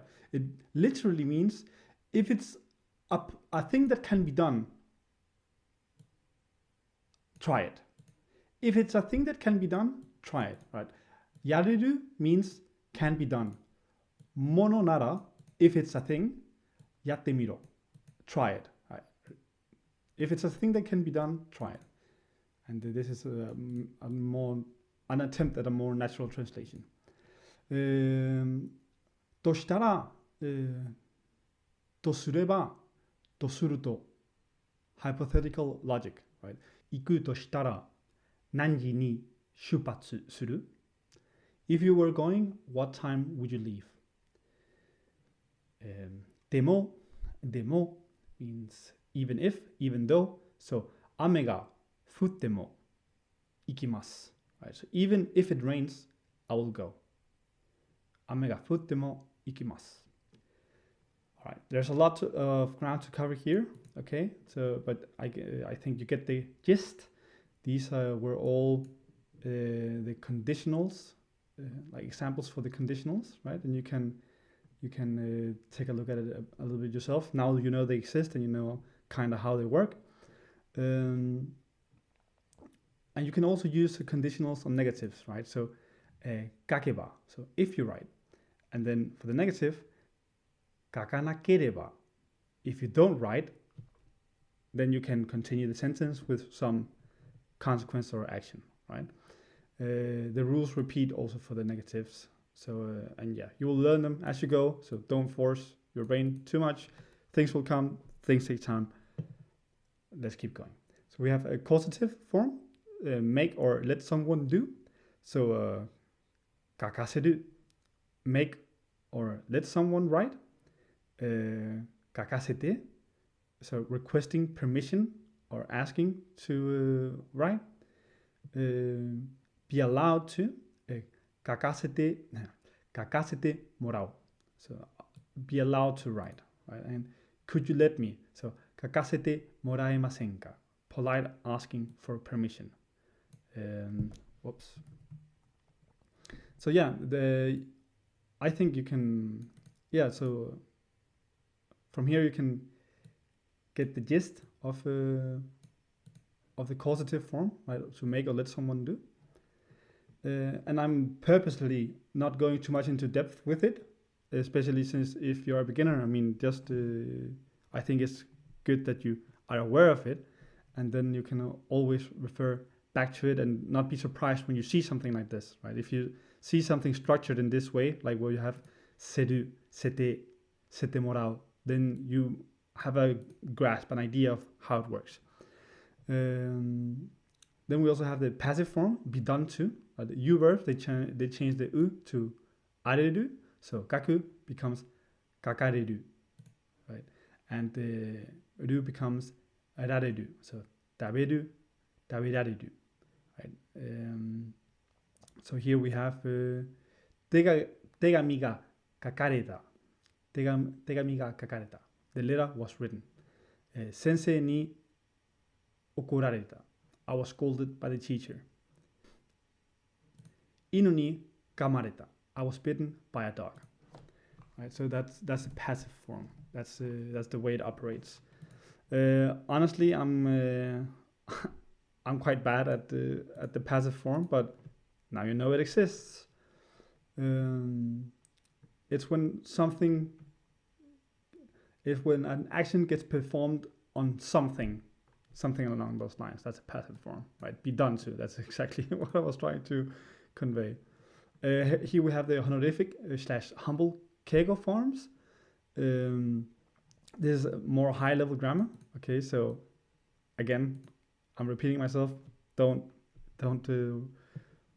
put too much weight onto it, right? I honestly, if ever, use this. Of course, I'm also not native or at that level yet, but okaki ni narimasu. Okaki ni narimasu. They respectfully write. I don't know when I would use something like that. I'll probably get enlightened at some point, but that's not now. And kakasete itadakimasu. I humbly write with permission, right? Asking permission, kakasete moraemasen ka? Could you allow me to write? This might be a little bit more useful. I have actually used this one. Verbs can become nouns and rarely used alone. So we have asobu. It can be asobi. It's a play. Instead of to play, it's a play. And asobiba, for example, means playing place. Playing place. And then we have hanasu, to talk. Hanashi is a story or a talk. And hanashiai is like a talking meeting, something like that. Hanashi, you will see this used alone a couple times.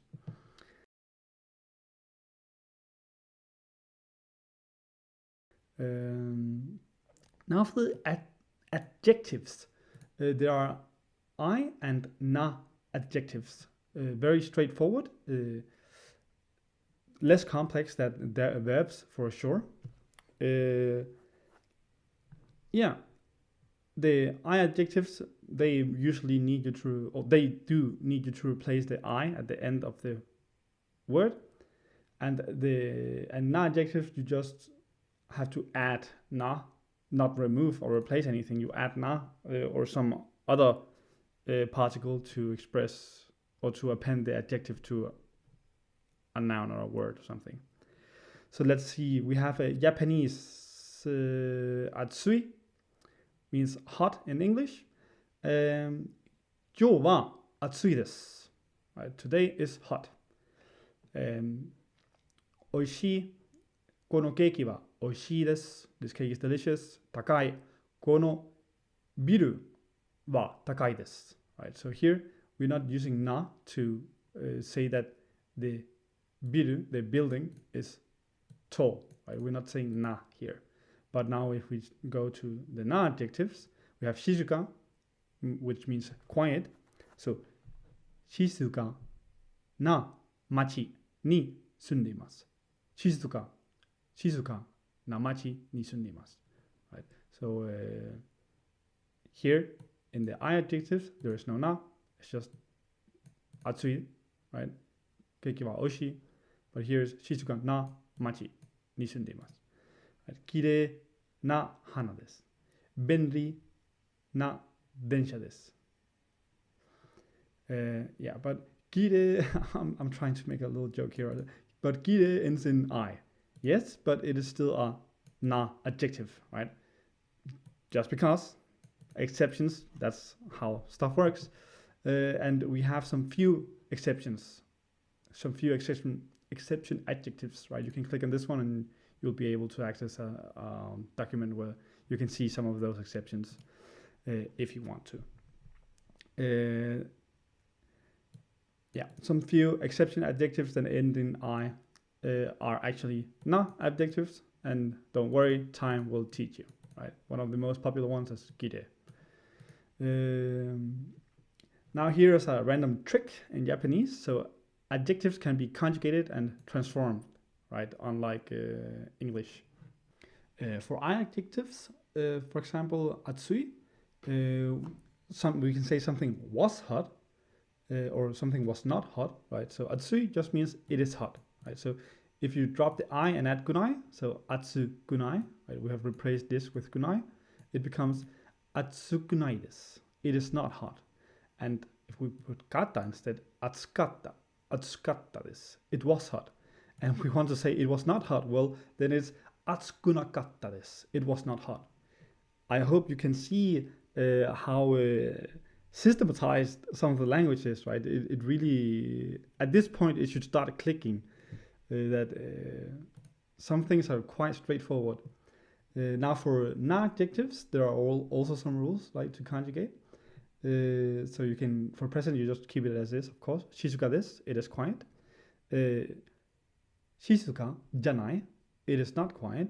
Shizuka deshita, it was quiet. Shizuka janakatta desu, it was not quiet. It was not quiet, right? So yeah, unlike in English, you can conjugate adjectives. You can conjugate adjectives and basically form sentences with single words. In Japanese, you can form the equivalent of what is sentences in English, right? And I think that's quite interesting. Then we also have this, right? So adjectives can also be turned into nouns. For example, takai means tall or expensive. But what if we want to say tallness, for example, right? So we have takai, and if we want to talk about the height or the tallness instead, we can say height sa. You just add sa. You remove the I and put sa instead. Takasa. So, for example, nanto takasa, right? So, oh, what height?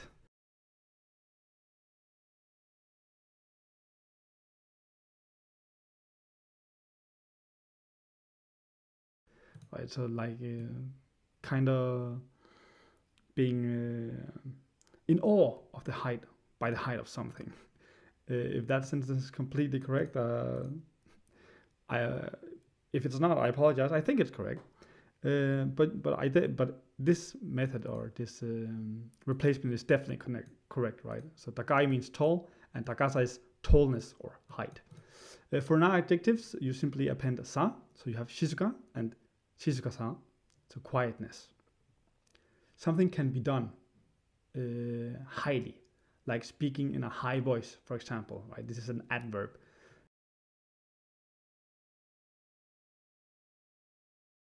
Right? So something can be high and something can be done highly, right? So takaku hanas, to speak in a high voice, right? Takaku hanas. For non-adjectives, you simply use the ni particle, So yeah, we will talk about particles in the next page. So we can say shizuka ni hanas, right? To speak quietly. Shizuka ni hanas. Right, so that's changing the adjectives to something that describes a verb, for example, in this case, right? If you want to chain adjectives, for example, if something is both tall and pretty, or quiet and beautiful, you can append a de or de on all adjectives except the last, right? So, takakute kirei na tatemono, right? Or shizuka de utsukushii basho, right? Takakute kirei na tatemono. Shizuka de utsukushii basho, right? Tall and pretty building, quiet and beautiful place. Yeah, and de of course for the na adjective and de for the I adjective. So the adverb logic can be extended to become a become form or verb. For I adjectives, you simply replace with gunaru, and for na adjectives, you simply add ninaru, right? So yasui, if you want to say that something becomes cheap, then you can say yasukunaru, right? So yeah, something becomes cheap. And hayai, hayakunaru. Shizuka, shizuka ni naru. Genki ni naru, right? To become quiet, to become healthy or energetic. So yeah, now this is one I like. Putting so at the end of adjectives and verbs, transform them into looks like or it seems like or might forms, right? So if someone might might eat something or looks like they might eat, then you can say dabeso, right? Instead of daberu, which means to eat, then dabeso is looks like they will eat or looks like or might eat, right? So it's quite flexible. Context plays a big role, and that's gonna be a repeating pattern in Japanese. Context plays a big role. For non adjectives, you can just add so like shizuka, so looks quiet. Remove I and add so for I adjectives, right? Atsui, atsuso. And then we can now combine some of the things that we have been going through, right? And we can say atsu gunari so nara, right? So we have used a conditional, we have used the looks like form that we just went through, the will become form, right? Naru, and just a word that we learned, hot, right? So if it looks like it will become hot, and then you can add some whatever thing you want, right? There's some following action. Atsuku nariso nara. Atsuku nariso nara. Right? So that's how Japanese works. It's quite cool if you ask me. So yeah, to become, look like, and if combination used combined here, right? Also, look at how the structure is reversed compared to English, right? So Atsuku hot will become Gunari so looks like, and if at the start. That's another thing that will mess with you to a good extent, especially here in the start. Yeah. Then there's also negative versions, right? So for verbs, if it looks like someone will not eat, well, then it's tabeso ni nai, right? Or nasaso for I adjectives, right? Atsu nasaso, or for na adjectives, shizuka ja nasaso, right? Does not look like it's quiet. Now we have prohibition, like must not be done or become. So with everything learned thus far, in many situations you can add naranai to the sentence to indicate that you want something to not happen. For example, you can say kakanakereba, right? So this is the conditional, which means if you don't write, and naranai means it won't become, right? So literally, it means if you do not write, it won't become, right? It is essentially a prohibition against not eating. Yes, it is a little bit weird, right? So if we properly translate for meaning, it actually means you must write. As in, if you don't write, it won't do, right? So kakanakereba, if you don't write, it won't become. Right, so that's a way of thinking. This is a way of thinking, right? It's very different from normal English. If you don't write, it won't do. So you have to write. So you must write. Right? That's what it means. You must write. Some more examples to get the hang of it, right? So, tabenakereba naranai.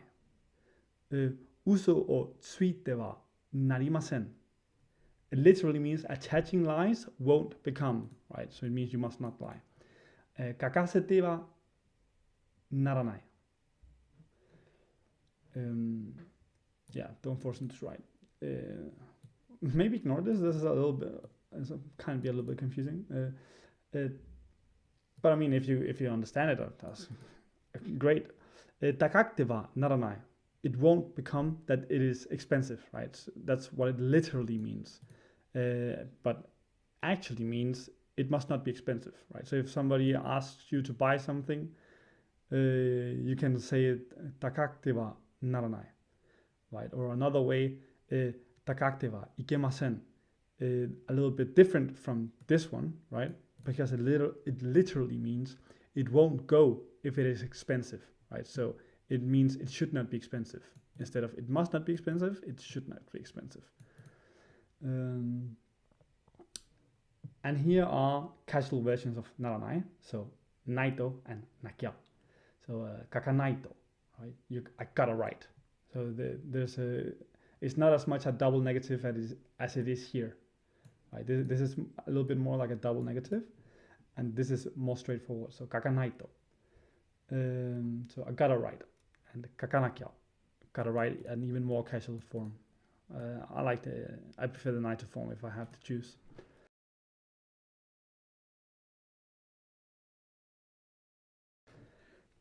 Now for the particles. This part is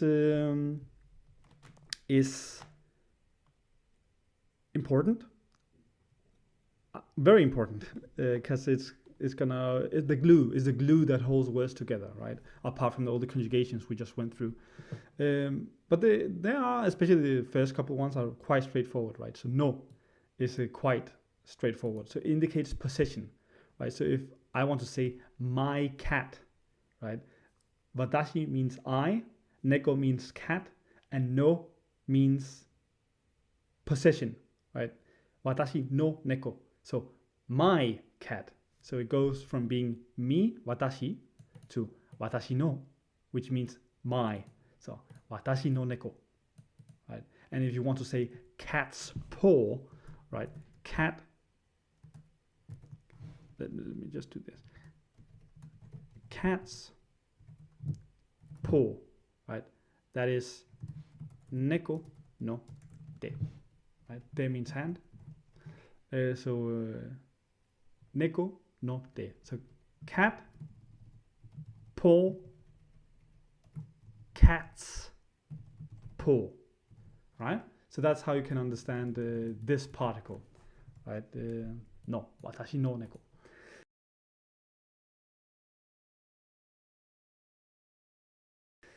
Then we have these two. They have some nuance that can be a little bit confusing, but I've tried my best to make it as clear as possible what their difference is. So de points to a place, and ni points to a destination, right? So if you want to, for example, say soto de asobitai, imagine yourself as the red circle. It means you want to play outside, right? The idea that you're conveying, this is the idea you are conveying, right? This is a grass field. You are outside and you want to play outside. So you are imagining yourself playing outside, right? You are the red circle outside playing. And then if you say soto ni asobitai, that means that you want to go outside and play, right? So you were not outside. The idea that you're conveying is not as being outside already, but you want to go outside, point to a destination, and play, right? So soto ni asobitai, I want to go to the destination outside and play. Points to a place, well, I want to play outside, right? I want to play in the place of outside, right? Soto de asobitai, soto ni asobitai. So there's some direction to the ni particle, right? Then we have va and ga. This is people struggle a lot with this, but I am pretty sure I have nailed it, and to quite an extent. And I hope that I mean, if I can make you understand this, then you will be ahead of some other learners that learn from some other means, because this can be a difficult topic for many people. It was a difficult topic for people in university when I was studying Japanese, right? But it basically goes like this. Wa points back to something already known, right? So if something is already inside a frame, right? This green thing is not a grass field now, it's just a frame, right? So imagine that something is inside the frame. You are talking about stuff, and that the things that you are talking about is what is inside the frame, right? So you might talk about cats, you might talk about dogs and bottles and all kind of stuff, right? Anything you talk about is also already inside the frame, inside your mental picture, right? And then you can say, if somebody mentions cats, then you can say neko wa suki, I like cats, right? But if you use ga, neko ga suki, then you bring something new into the frame, right? Neko ga suki. So if you were not talking about cats to begin with, it was not part of the conversation, it was not inside the mental frame, and it comes from outside and gets put into the frame, then you say neko ga suki, right? Then you use ga. So wa is to talk about stuff that's already inside the frame, and ga is for things that are not in the frame but get put in the frame, right? When you bring new stuff into the frame, that's when you use ga. That's how you use it. Yeah. So yeah, that's pretty much it. And of course, it also takes a little bit of practice to to nail exactly when you would want to use a wa, right? Because I mean, to some extent, you could also just not use a wa, right? So you can say neko ski, so cat like. So it means I like cats, right? So it's a little bit. It will take a little bit of practice, but I mean, if you immerse a little bit and consume a little bit of content, I think you will have some understanding of it, right? Otherwise, you wouldn't be studying Japanese. All right. Now we have o, so point forward to a verb. So also implicit verbs. So ringo o taberu. So I eat an apple, right? So ringo o points to a verb. So what happens to the apple gets eaten, right? Ringo o taberu. Then we have kore o kudasai, right? It means this, this, please, right? This, please. So what do you want with this? I want to please have it. The please have it is implicit here, right? You can also have implicit action on an implicit action, right? That is pointing forward to. For example, if you want to hand someone something, you can say koreo, right? Koreo. It just means this o points forward to a verb.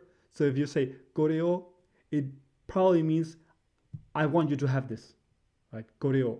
So an action is expected because you said oh. So koreo. Then we also have mo, which means to or also. Watashi mo iku. I'll go to. Sore mo kaimasu. I will buy that too. Then we have to, which means and. So kare to hanasu. Right? It also means with. So kare to hanasu. I'll talk with him. You can also say ringo to banana ga suki, right? We can take this one. You know what? Yeah, I'm gonna do this. All right. Ringo to banana ga suki, right? That means I like apples and bananas, and that's it, right? That's what it means. Now there is a little bit more nuanced and. Do means and, ya also means and, but it's non-exhaustive, right? So if you'd like apples and bananas, you can say ringo ya banana ga suki. But because you used ya and not do, you like apples and bananas among other things, right? So there are more things that you could mention that you decided just not to mention, right? So, but you are letting people know by using ya. And then we have kara. It means from or because, right? So here we have gakkou kara kaeru. So I will return from school. Gakkou kara kaeru, right? From school, I return, right? Or you can also say I am from Denmark, right? Denmaku kara kimashita. I came from Denmark. You can also use it as because, right? For example, deskara means it's just straight up means because, right? So you're using. I'm gonna make a quick example here. This, right? That's the usual polite ender, and you can say kara, right? It just means because. So you can, for example, defend an opinion or something, and then you can say deskara, because. Right? There are more examples, and in any case, if that interests you, you can always try to look a little bit into it, but it's pretty straightforward. Then we have made, which means until or to. So eki made aruku. I'll walk to the station, right? To where the eki is the end point, right? You walk to the station. You walk to the station to the end point, right? In this case, the station is the end point. Eki made aruku. It can also be until. For example, if you do something from 6:30, right? 6時半から to 9, 9時まで some action, right? Then we have e, or he, pronounced e, is the direction, right? So you can go to Tokyo, Tokyo e iku, right? So you go toward Tokyo, but it is abstract, right? It's not like ni, where Tokyo is the destination, but is in the general direction of Tokyo, or maybe through it or something. It's more abstract. Then we have ga, which is a question marker, right? Misuga or cha, so water or tea, or most commonly you just use it after, for example, taberimasu means eating, and then you can say taberimasu ka, right? Are you eating? So that's the question marker, right? And obviously it's also very commonly used with this. You just append ka and it's a question, right? Yeah, that's pretty much it. Those were the fundamental most used particles. Think Pareto. With this, you're gonna get a long way. You will understand a lot of Japanese this way. And yeah, now for that was a lot. That was a lot. I do completely understand if it's overwhelming, but again, I mean, it's not meant to be learned in one single day, right? Now we have the Japanese. Now we have some other details, right? The Japanese use corner brackets, like English speakers use the quotation marks, right? Because Japanese is traditionally written vertically, so it's a little bit easier to spot or use the corner brackets to as instead of quotation marks to mark quotations, right? Also avoids confusion with the dakuten. For example, he and be, right, can be confused with be, right? So if you have he and quotation marks, it looks a little bit like be, right? So yeah, corner brackets are like quotation marks. 彼は大丈夫と言った. He said it's okay. Then you can use a dot to separate words, like in the picture below, right? バレるまするバレるまするまする right? That's a little dot. And here I have a little video showing how to make corner brackets and dot on the keyboard. But I mean, I don't even know if it's that useful because my keyboard is Danish. But at least, I mean, figure it out if you're interested. Then you have a maru maru. I have honestly just learned about this. I've not encountered it a lot, but it's used as a placeholder name, right? And sometimes even used in actual speech. So it's used to avoid using the actual name of something or for illustration purposes, right? So, maru maru san kara denwa desu, right? Someone called Mrs. Miss, right? So, someone called, right? But this someone is being referred to here as maru maru. Maru maru eki de orite kudasai. Maru maru eki de orite kudasai. Right? Get off at some station, right? This some station referred to as maru maru, right? Some month, some day. Yeah, template placeholder maru maru. This now for something a little bit more exciting, right? When to use arimasu and imasu. These are concepts that are not present in English, and I think you will find it interesting. So it's quite simple, right? So they both mean there is, right? They refer to existence. So the only difference is that imasu is used for living things and arimasu is used for non-living things, right? So I like to think about the word artificial for arimasu, right? Although artificial things can be living, I guess, it still holds. I think this is a good reminder. So arimasu is artificial things, non-living things. There is a cat, neko ga imasu.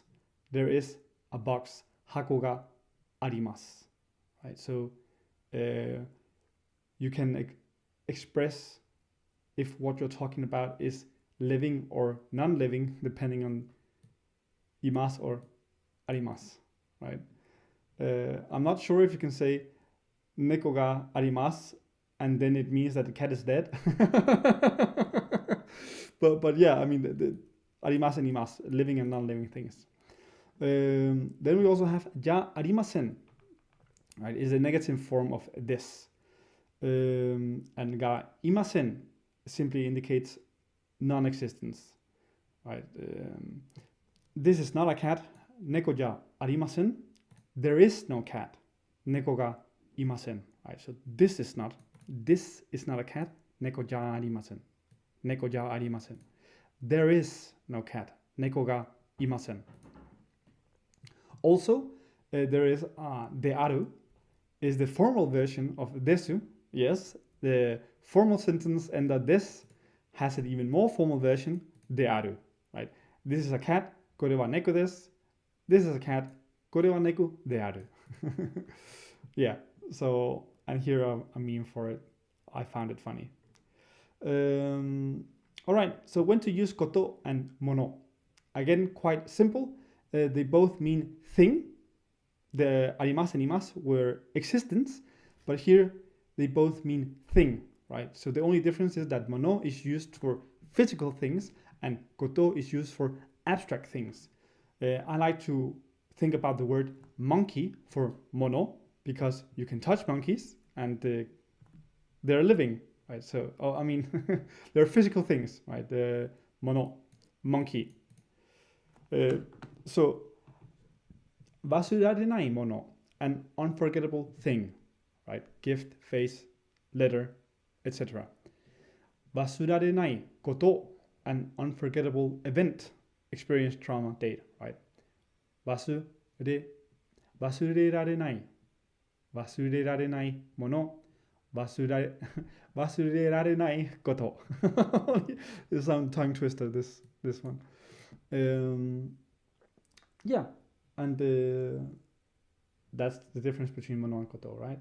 There's also some more nuance when it comes to feelings, but overall the rule still holds, right? So, kanashii koto, a sad event or fact, is concrete, external, descriptive, right? And kanashii mono, a sad feeling or essence, right? Emotional, reflective, abstract. So it's something that you can feel, right? Kanashii mono is a sad feeling, and kanashii koto is a sad thing, but event, right? There's a sad feeling, a sad event, thing. Here are some few more examples, right? Tabemono, thing to eat. Nomimono, thing to drink, right? Physical things. Taberu koto, the act of eating, right? It's not a physical thing. It's an abstract thing. It's the act of eating. Nomu koto, the act of drinking, right? So you will often encounter these kanji, mono, and koto. For example, work is shigoto, which is also an abstract thing, right? Shigoto, abstract thing.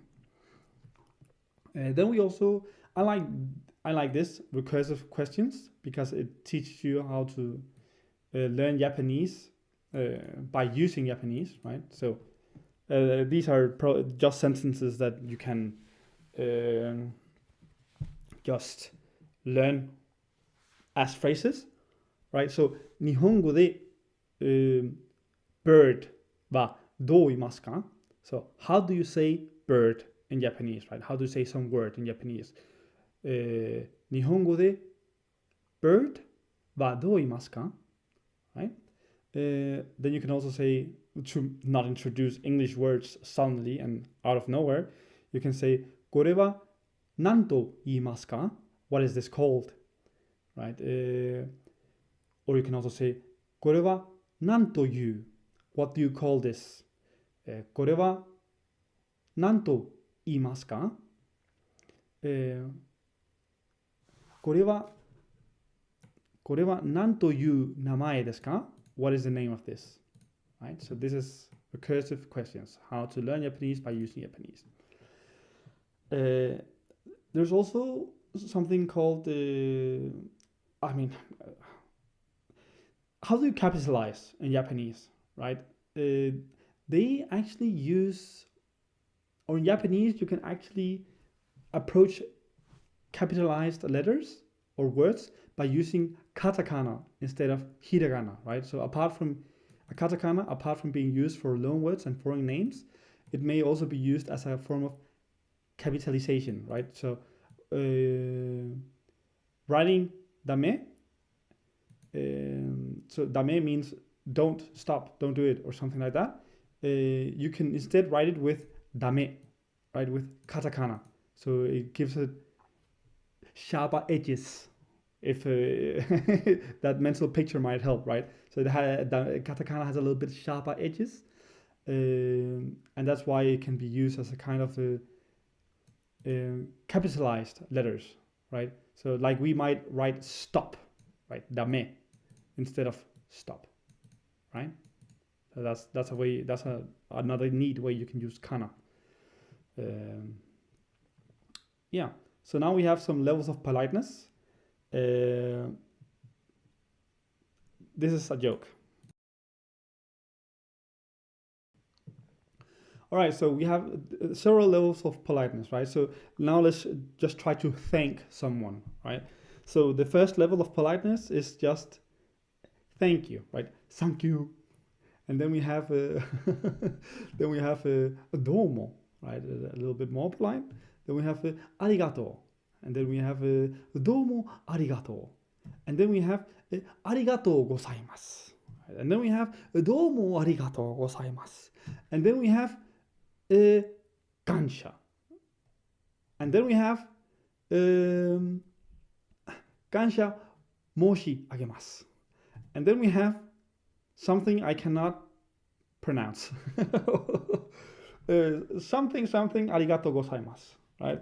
And then we have a lot of stuff, and then we have very much stuff. Yeah. So Japanese has many levels of politeness, right? Like ogres have many layers of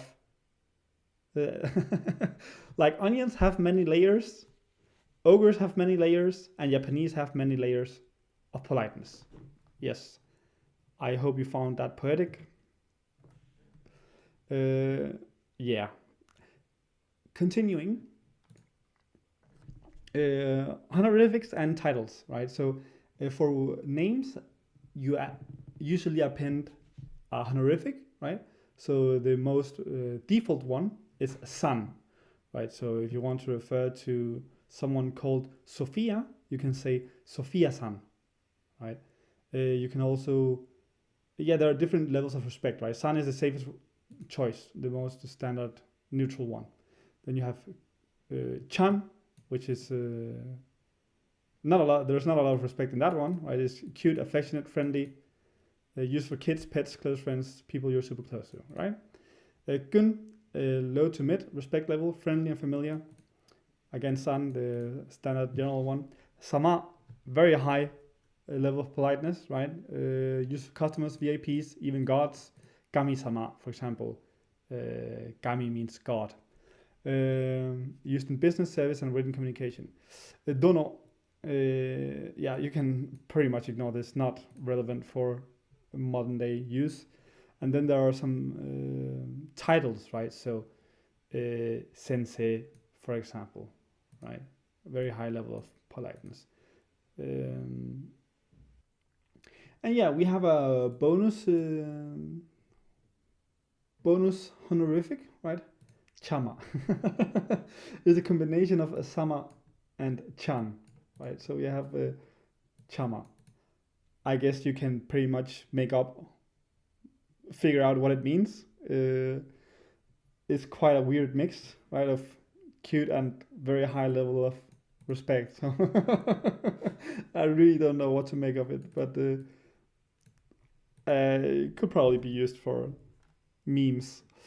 Um, all right, so Japanese has stylistically a gendered language, right? So things don't have gender, but the way you speak indicates your own gender, right? So this is, for example, noticed in sentence enders or self references, right?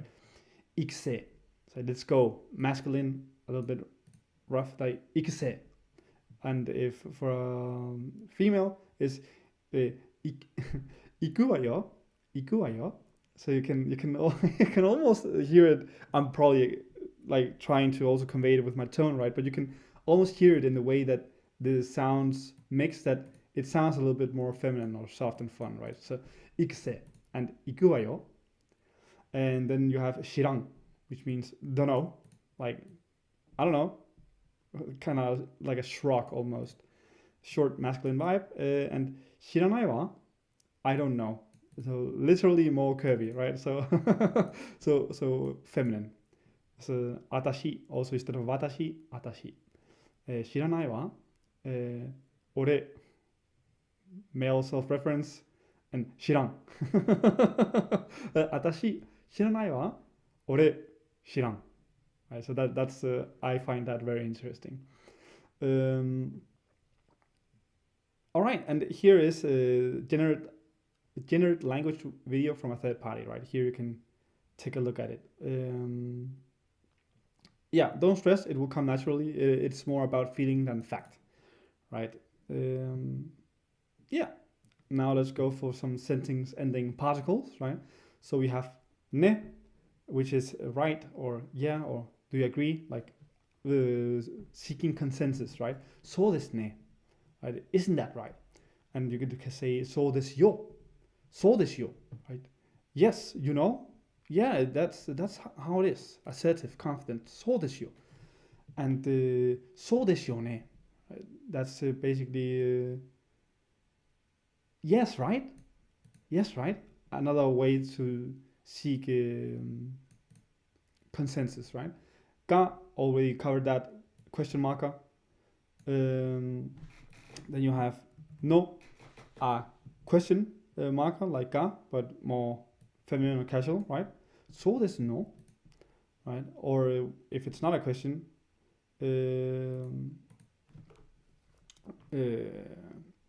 I'm not exactly sure how you use it as no ender.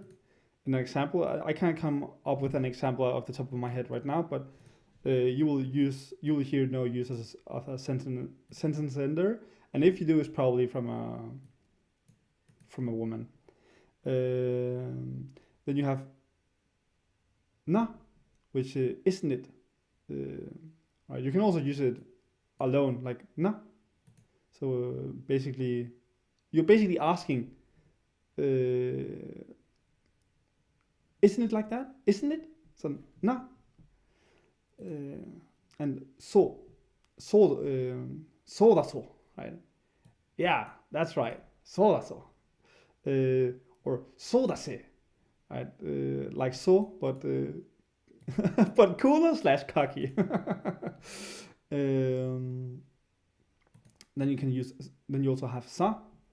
I'm gonna come up with a very long sentence now that I just memorized from a series that I really like is それは人間と動物の違うところさ right? I used the sentence ender sa, and what I said was that's the difference between humans and animals. You know? それは動物 animals と人間 humans それは人間と動物の違うところさ違う means difference or wrong, right? それは人間と動物の違うところさ right? You know? That's the difference between humans and animals, you know? は soft assertion, feminine in tone. そうですわ。Kana is I wonder. So kana. So I wonder if it is so. Is so kashira. I wonder if it's so, but a more polite, curious, feminine tone. So So, oh, was it like that? Do I recall correctly? So dattake. Um, even if or no matter what. So yushitemo. So even if you do that. Oh, wait, that's actually wrong. Uh, any case, for domo, I cannot come up with a sentence on top of my head right now. Um, and now we have a young, which is isn't. Come on, casual modern slang. So young, right? So isn't it like that? Come on, something along those lines. そうだよね, right? Totally right. Meaning, casual statement. And then we have some more feminine enders. そうはよ, そうのよ, そうのね, right? Self but pointed feminine statements, enders. Sa can also be used as a verbal shrug. It can be used by itself, not as a sentence ender. So if someone asks you something, you can just say sa. I don't know. Right? That's the meaning that it has.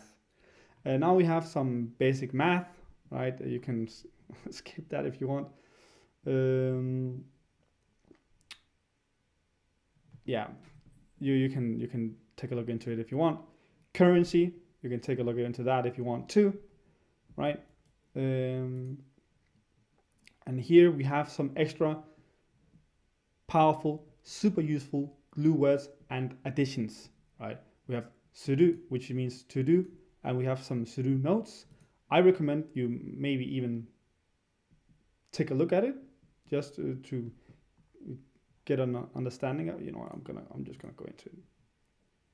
Right. So, shimasu, polite, to do, want to do, shitai, shinagara, while doing. Right. Here we have benkyo. Benkyo means to study, right? And benkyo suru means to study because suru means to do, and benkyo is study, right? So to do study, benkyo suru, right? And if you want to study, you can say benkyo shitai, right? Because suru is super flexible word that you can append to a lot of other words to make them into verbs, to do all kind of stuff, right? So that's a very it's very useful. Probably the most useful verb you're gonna learn. And I have a cheat sheet that you can take a look at or download where all the different ways you can conjugate to do and all other verbs is present. Yeah, now we have hantai. I really like this word because if you can, for example, it can double your vocabulary. Just knowing this word multiplies your vocabulary, right? And what I mean by that is, for example, if you know how to say warm, like atatakai means warm, but you may not know how to say cold, right? So you can say atatakai no hantai, right? It means the opposite of warm. Of course, it's not as fluent or natural at all, but people will get what you mean, right? So atatakai no hantai, the opposite of warm, which is tsumetai, right? Tsumetai or samui, which means cold. Naru, we already covered a little bit with this one, right? It's to become or change. For example, atsuku nariso, right? Atsuku nariso. So it looks like it will become hot. We are using naru in that word. Also, here's another example. Misu ga kori ni naru koto ga dekiru. Water can become ice. Water can become ice, right? And then we have some. Iku is also very useful. For example, if you want to say, it can be used for many things. It can be used to just go, right, or to say that stuff should not go. And what I mean by that is a little bit different than physical going, right? So Takatte wa ikemasen, like we went through previously, it does not go if it's tall or expensive. Right? Takatte wa ikemasen. It must not go if it's expensive or go. Right? So it must not be expensive. Or that must not go. Sore wa ikemasen. That should not go. That should not go. Right? Sore wa ikemasen. So that's another way you can say iku. So suru, hantai, naru, iku. Super powerful, super useful words. Then we have some other words that are useful, right? Nagara, I really like this one. Is when you want to say that while doing something, right? While doing something, benkyou shi nagara. So while studying something, right? Then you can add on top of that. Gurai about 1時間 gurai matta. So I waited about 1 hour, right? And yeah, here we have some really useful words. And yeah, these ones are really useful when you're trying to learn Japanese, right? You can use the words doshi, meishi, keiyoshi, right? Verb, noun, adjective, stuff like dogu, super useful because you might want to say that something is a tool, but you don't know the name of the tool, right? So, for example, what is a walking tool, right? Aruki dogu, like that might be like a cane or something, right? You might not know how to say cane, but you can say walking tool or something like that, right? It's really useful. But yeah, you can go through this yourself at your own pace if you want. I'm gonna make an Anki deck for it anyways. And just to finish it off, ということで、今日はここまで。That being said, this is where we get to today. ということで、今日はここまで。Right? You can see that I struggle a little bit with translating it because the sequence is reversed, right? So it's I already feel that I'm thinking a little bit natively, right? Because I'm not translating the words because that makes it really difficult. So yeah, that's it for today, guys. Thank you, and I mean you may continue, but that's at least it for this video. Take care. Bye bye. All right, so here is the cheat sheet. We basically just have verbs, right? And then their forms, negative, polite, stuff like that. The volitional, want forms, stuff like that. Adjectives, particles, grammar. So how to talk about words. Like it can be quite relevant when you want to explain stuff or describe stuff in games, for example, right? If you asking about a word, so you can ask like, is it doshi or keiyoshi? Right? If you want to practice speaking in Japanese, or like if you want to practice Japanese and learn Japanese, I think it's a good way to just use it like this too, right? Instead of, oh, is it a verb? Like just ask in Japanese instead, doshi desu ka? Instead. Then we also have existence and things, right? The arimasu, imasu, mono, and koto words that I think are very relevant, very flexible, and very common. Then recursive questions. Then we have numbers that you can take a look at. I made sure to include only the numbers that are the most common, regular, normal ones, right? The safer choice of two, because yon, for example, has yon and she, but we just have yon here, right? So that you don't get too overwhelmed. And then currency, of course. Yeah, you can take a look at that. Basic math. And yeah, and then we of course also have the irregular suru, right? Which is yeah, that you kind of have to learn independently. And that's really all there is to it. I'm gonna add an meaning to this one, and then that's really it. Hello guys, so I'm just gonna show you real quick how it is that you get, if I could get this thing to focus, that would be nice. See, there we go. So you can see I have weird symbols, right? We have these weird symbols because my keyboard is Danish. So what you do is, of course, just figure it out. Just press some buttons and see what works, right? So you can see here it says word, uh, like right here it says word, and then we press right left corner bracket, right? You can see it pops up, and then we have right corner bracket, right? So that's how you do the corner brackets. Exactly how it works on your keyboard, which is American, I would not know because the layout is different. Then if I press this one, you can see we get the dot, and that's it. All right, so this is how I started out taking my notes. You can see by the paper that it is not in the best condition. It is many years old, this paper. You can see it's smudged, like the what do you call it? The pencil thing, the graphite. I think it's made of graphite. Is like smushed all over the paper. It has some it's like paper in quite bad condition. But yeah, this is how I made my notes many years ago when I first started out.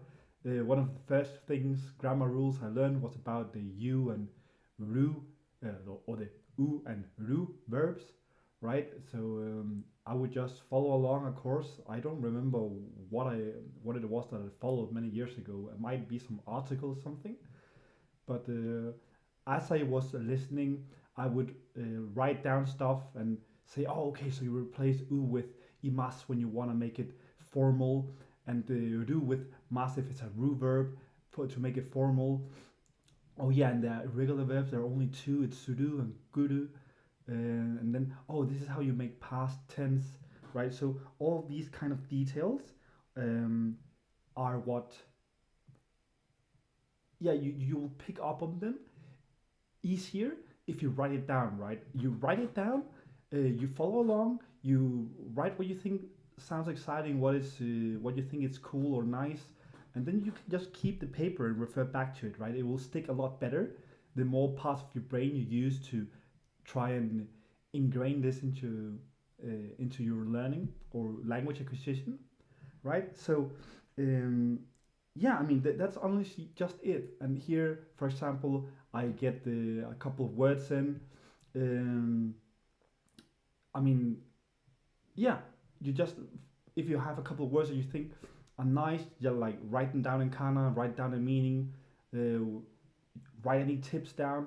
Again, this is a horrible paper, but it's just showing you how it was that I did it many years ago when just starting out, right? Just follow along and note whatever you think is important, nice or cool, and then just go through it one more time in the future again if you're feeling that you're missing some things.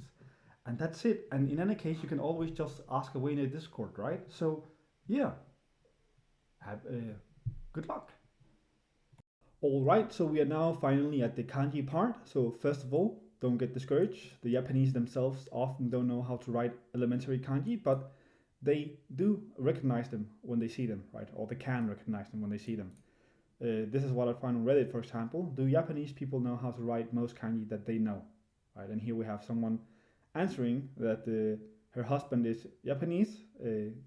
He sometimes is in the middle of writing something, but then pulls out his phone and checks how to write that darn kanji, right? So because some kanjis aren't used that much, so people simply forget. But he has no problem with reading anything, though, right? So um, writing them maybe not as important as just being able to read them, right?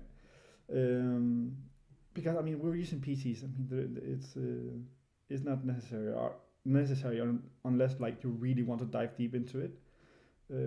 But yeah, and in the slide here below, right, there are two videos that show you the ability of Japanese people themselves, natives, of kanji, right? They might, I mean, you will see at the end of his first video, one say, I see a lot of kanji regularly in books, but if you ask me to write them, it's actually difficult, right? So, very common. And when you stumble across kanji, and I mean, don't worry about not being able to write it, right? I mean, if you can recognize it, at least, not even necessarily recall it, if you can recognize it, that's very good, right?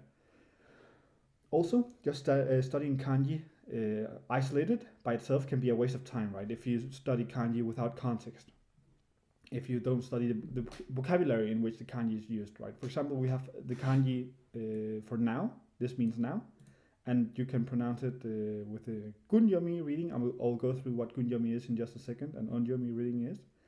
Gun reading is ima, right? And the gonyomi is gon.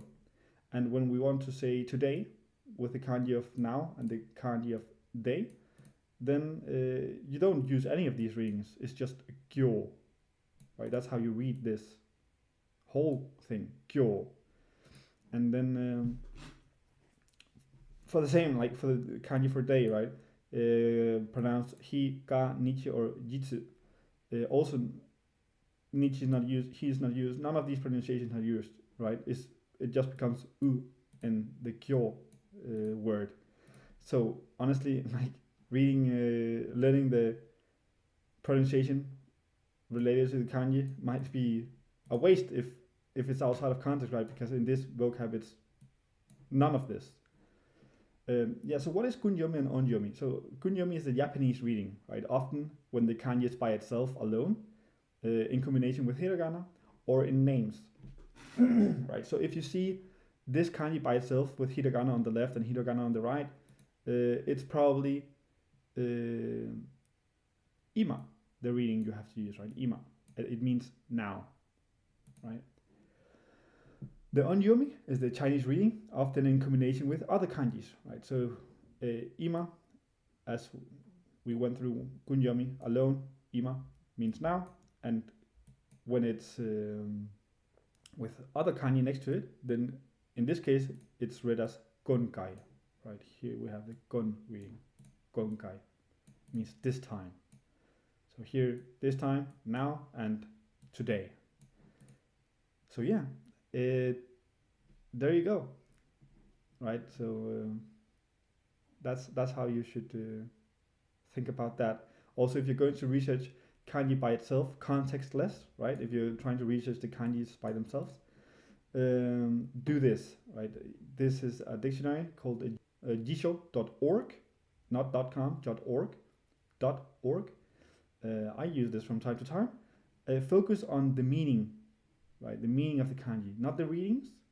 Of course, the readings are also important, of course, but the meaning is probably the main thing you should focus on, because if you're reading something and you don't know how to read it, but you know what it means, then you're you are using the language to what it is meant for, right? And that's convey a message.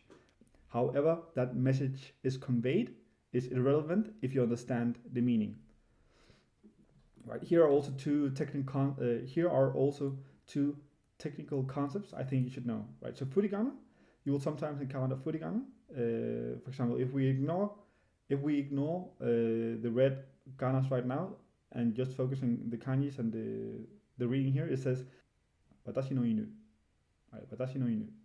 So you can see that this kana is actually telling you the reading of this kanji, right? This kana here is telling you the reading of this kanji. That's what furigana does. It's just helping kanas for you to pronounce stuff.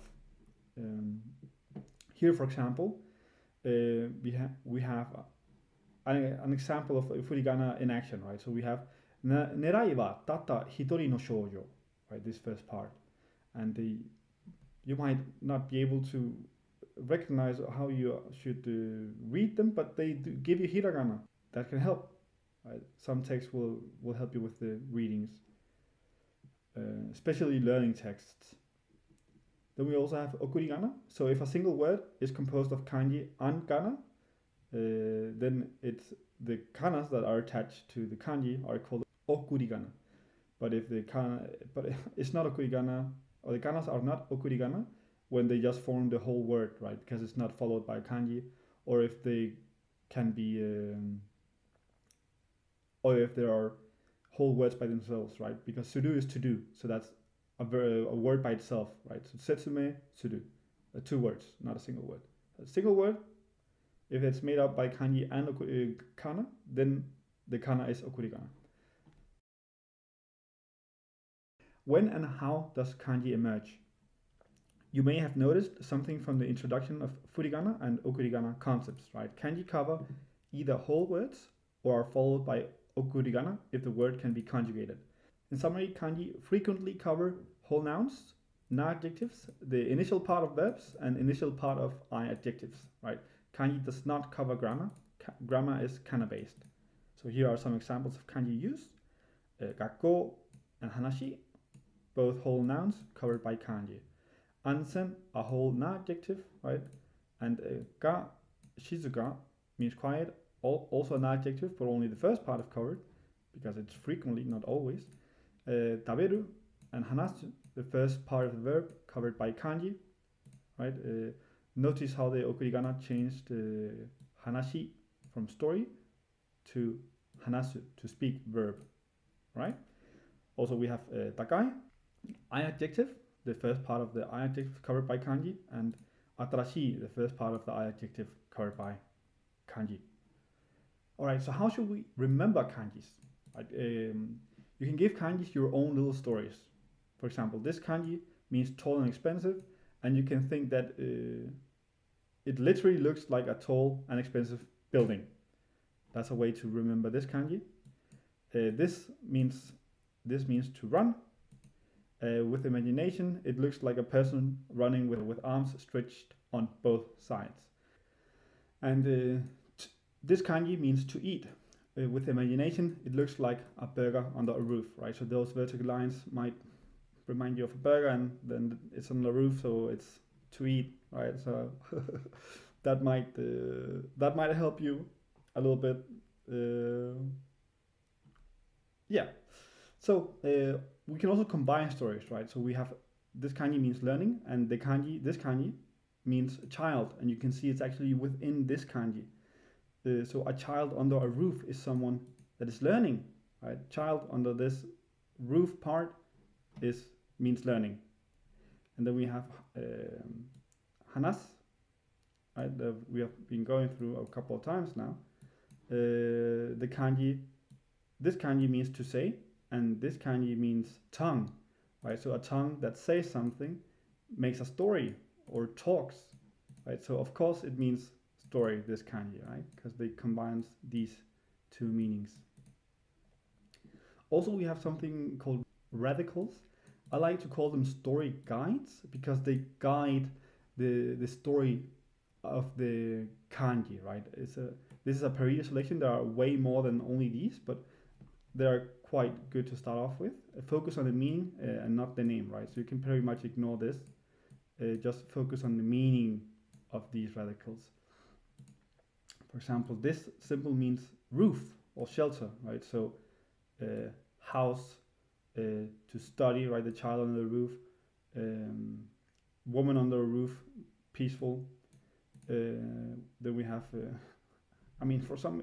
for some women on the roof might not be peaceful. But in any case, we have this radical here, right? Person. You have a person and a tree. Well, that's rest, right? And so on. Yeah. This one you will encounter a lot. This one you will encounter a lot. You will encounter these good amount of times. They are Pareto after all. You will quickly realize how ridiculously profound these symbols, the kanji, can be. Take a look again at this one, for example, this one right here. It means trust, right? And it uses the radicals for person and speech, meaning faith/trust, which means something along the lines of a person is defined by their word, right? I find that very intriguing. I find that really interesting. That's one of those things that always pique my interest. Always make me think a little bit more about stuff. If you struggle to make stories, I found this website that can be used as inspiration. Right, here's a link and here's a video of me using it. I don't really use it myself. I just stumbled upon it. I thought, hey, this might be useful. I think I handle making my own stories quite decently. But yeah, If that is not your strong, um, if that is not your strength, then you could maybe take a look at this. All right, some final touches. Kanji provides the meaningful core for much vocabulary. Hiragana is used frequently for grammar, conjugation, and flow, and you use kana only when kanji is too much, too rare, or unnecessary. Right? You will develop a feeling for this with time and proper context.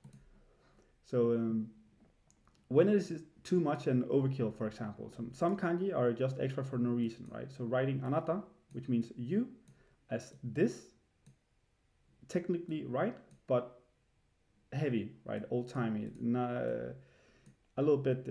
It's too much, right? And koto, a thing, an event. You can use this kanji. Sometimes yes, sometimes no. It depends on formality, right? So if you're just talking about casually about something or event, then you can definitely just use koto. But if you have to talk about work, for example, shigoto, that just means work, then you're definitely gonna use this one. It, it, in the end, it's about whether you can be understood or not, right? Um, Here we have some more usage examples. We have arigato, kanji definitely too much. Kana feels natural. Kanji is formal or old school, right? Sugoi, just the word sugoi is used a lot of casual context, right? Not no need to put a kanji on it, right? Is it too serious?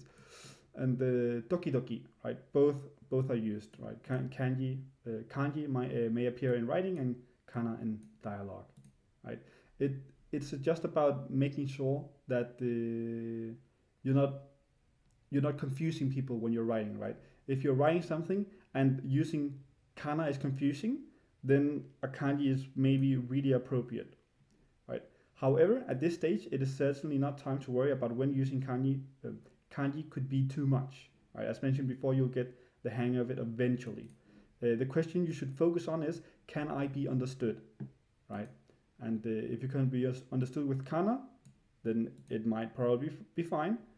And then you use kanji to make sure that you're not confusing, like that you're not confusing readers. For example, like in haha wa hana gaski from the Japanese be like document that we covered before, right? If this were only kana, that would be confusing, and therefore kanji is very appropriate here. You'll get a hang of it, like I said. Now let's dive in, right? Now it is time to learn kanji. We'll combine kanji with vocabulary, which is honestly very natural and will let you learn two things at once. What we will do is just cover kanji at different grade levels, from grade 1 in elementary school to grade 3. And anything after that, I think, is perfectly fine to learn by just by exposure. However, if you would like to continue learning grade 4 and beyond stuff, you know how everything works, and you are perfectly situated to keep on exploring it by yourself. Okay? So here is a technique I use when starting out, right? Instead of trying to do flashcards from the get-go, you just write them all down, kanji, kana, and meaning, right? And we do this so that you become more familiar with the kanji. You get to practice your kanas a little bit more, and then you of course also get the meaning from it, right? So you work just one time with each kanji a little bit in depth, a little bit more in depth than just a flashcard, just once, and then you continue by working in chunks with each grade list, right? And the video for the kanji boost is gonna be inserted right here now. All right, guys. So here I have some very old papers. They're many years old, but this is how I studied kanji when I started, right? And I'm trying to preserve them because this was the start of something I found very exciting. What do we do when we start kanji, right? So there are different levels of kanji. You can see we have G1 here, right? And we have a couple pages of G1, right? And the thing is, you just take each grade by itself in chunks, and now we have G2, right? And then you take just some chunks, and then you have G3. And I actually worked up to G5, and then I realized, well, maybe I should actually just, get to use the language. So yeah, what you do is you take all of G1, and then you simply just write kanji, pronunciation, meaning, next one. You just do that, right? You did this 3, san, mitsu, 3. Right? Kanji, pronunciation, meaning. And you do this with every single kanji. And you don't even necessarily need to remember the kanji, right? You don't need to be able to recall it, but you do need to be able to recognize it, right, when you see it. And this will help you recognize the kanjis when you have at least like worked with them a little bit, right? You are working with them a little bit, drawing them out. Maybe while you're drawing them, you are making some mental pictures or some stories to remember them better, right? Also, writing the pronunciation can help a little bit, although, of course, if it's isolated, it's not that, it might not stick that well. But the meaning is, of course, important. And for the first couple of grades, right, from grade one to grade three, is the meanings are actually quite straightforward, right? So if we have like especially grade one and grade two. Like so, if we for example have a hidari, right, that means left, and the pronunciation is doesn't really change. It's quite consistent, hidari, right, and this kanji is always migi, and this kanji is always naka, right. So the first couple of grades are pretty solid. It makes sense to also do the pronunciation, right? When you get high up in levels, above G3 and stuff like that, then it begins to not make much sense. And I think from that point, you can just do uh, vocabulary instead of trying to focus on the kanji, right? But here, not only are we going to work on kanjis, we're also going to be working on getting better at kana, right? So once you have made the table once and you have at least been able to complete the table by memory alone once, right? Then you can keep repeating the kanas depending on the kanji, right? And that way you can enforce your kanas a little bit more. You can make the kanjis more likely to stick in your memory, and you also get the meaning, right? So that is what we're gonna do. We're gonna make Anki decks of the different grades, right? And then you just you just do this. You just do it once. Just do it once, right? And then you have the Anki deck. You just do all these grades in chunks. Then you do the Anki decks, and then you should be fine. You will be moving along faster than you think. Thanks. And now that we're done with that, here are the grade lists, right? So you can access the grade lists either here in the document itself or on the website. So here we have the G1 list, G2 list, G3 list, right? And we also have the G4 to G6 list here. If you'd like to torture yourself, you can do these too. But honestly, already at G3, you're beginning to encounter kanji that are becoming quite niche. So I recommend you maybe just skip this, honestly.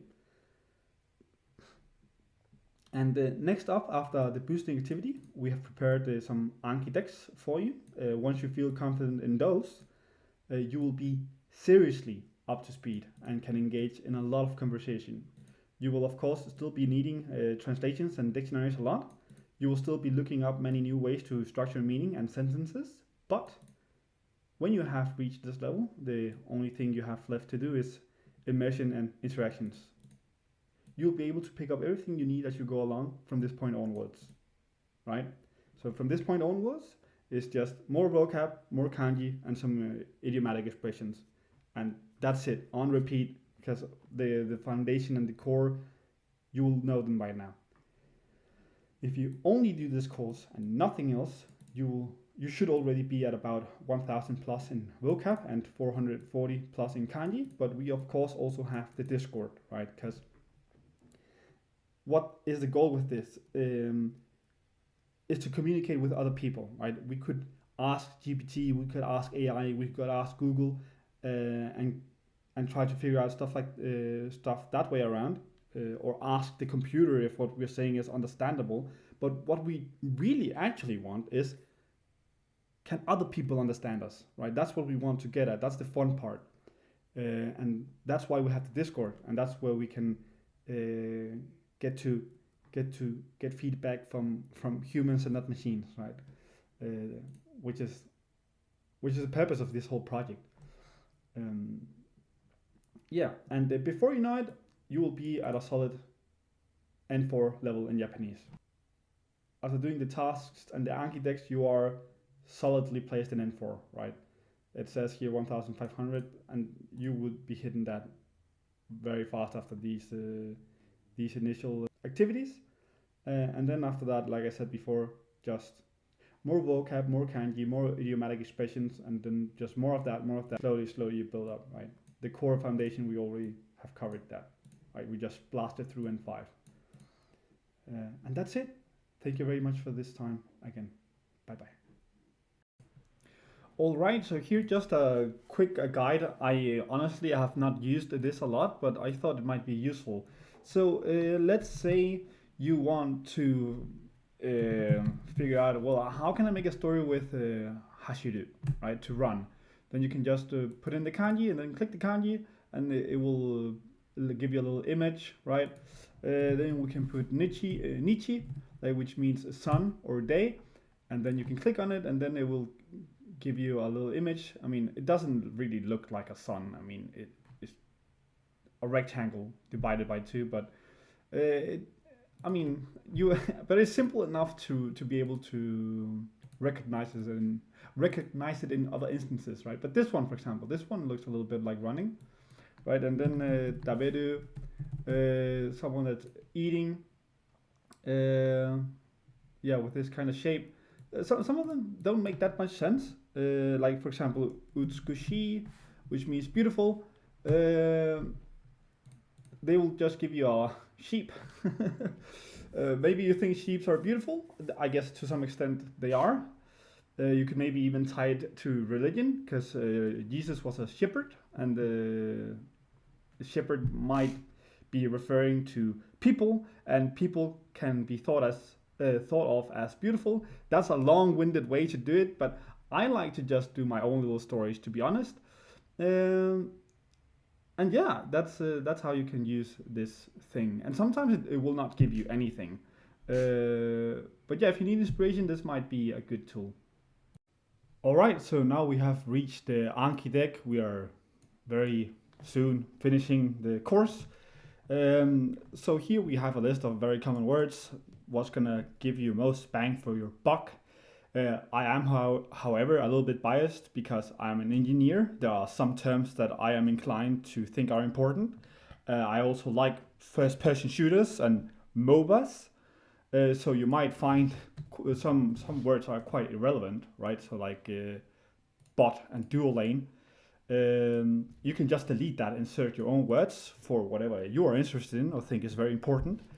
And yeah, and that's pretty much it, right? Then what you can do is you download the file, for example, in a CSV file. And what you can do is you just go into, I'm just gonna say bye to that.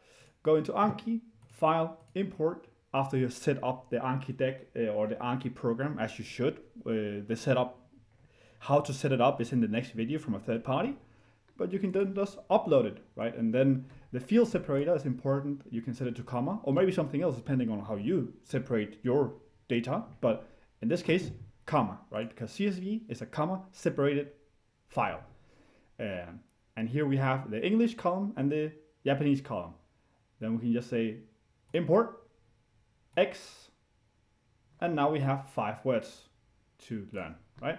684 unseen and 5 new words, and then you can just start studying. Do you know this? Yeah, then you passed. If you don't know it, then you failed. And then you just do it like that. And honestly, if you want to, you can do this with the kanji sheets too. You press click, and then you download it as a CSV, right? And instead of choosing column 2, you can choose some other column. Actually, let's just try it right now here in Indigo while I'm at it.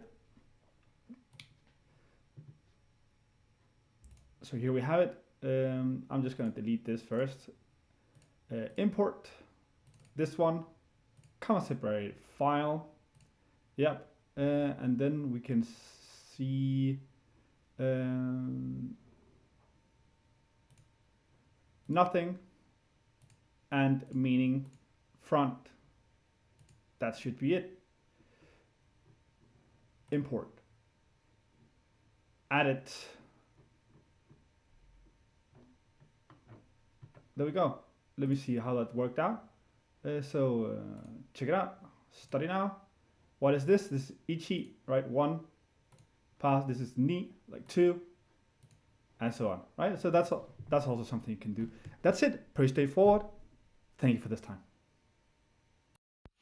All right, so congratulations, you are done with the course.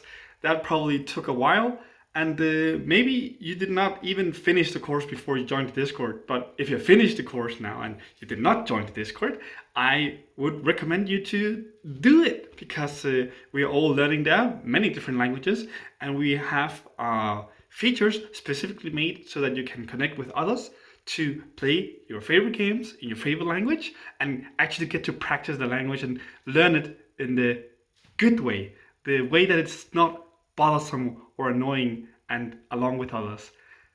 And that's it. Well, congratulations once again. Thank you for going through the whole thing, and goodbye.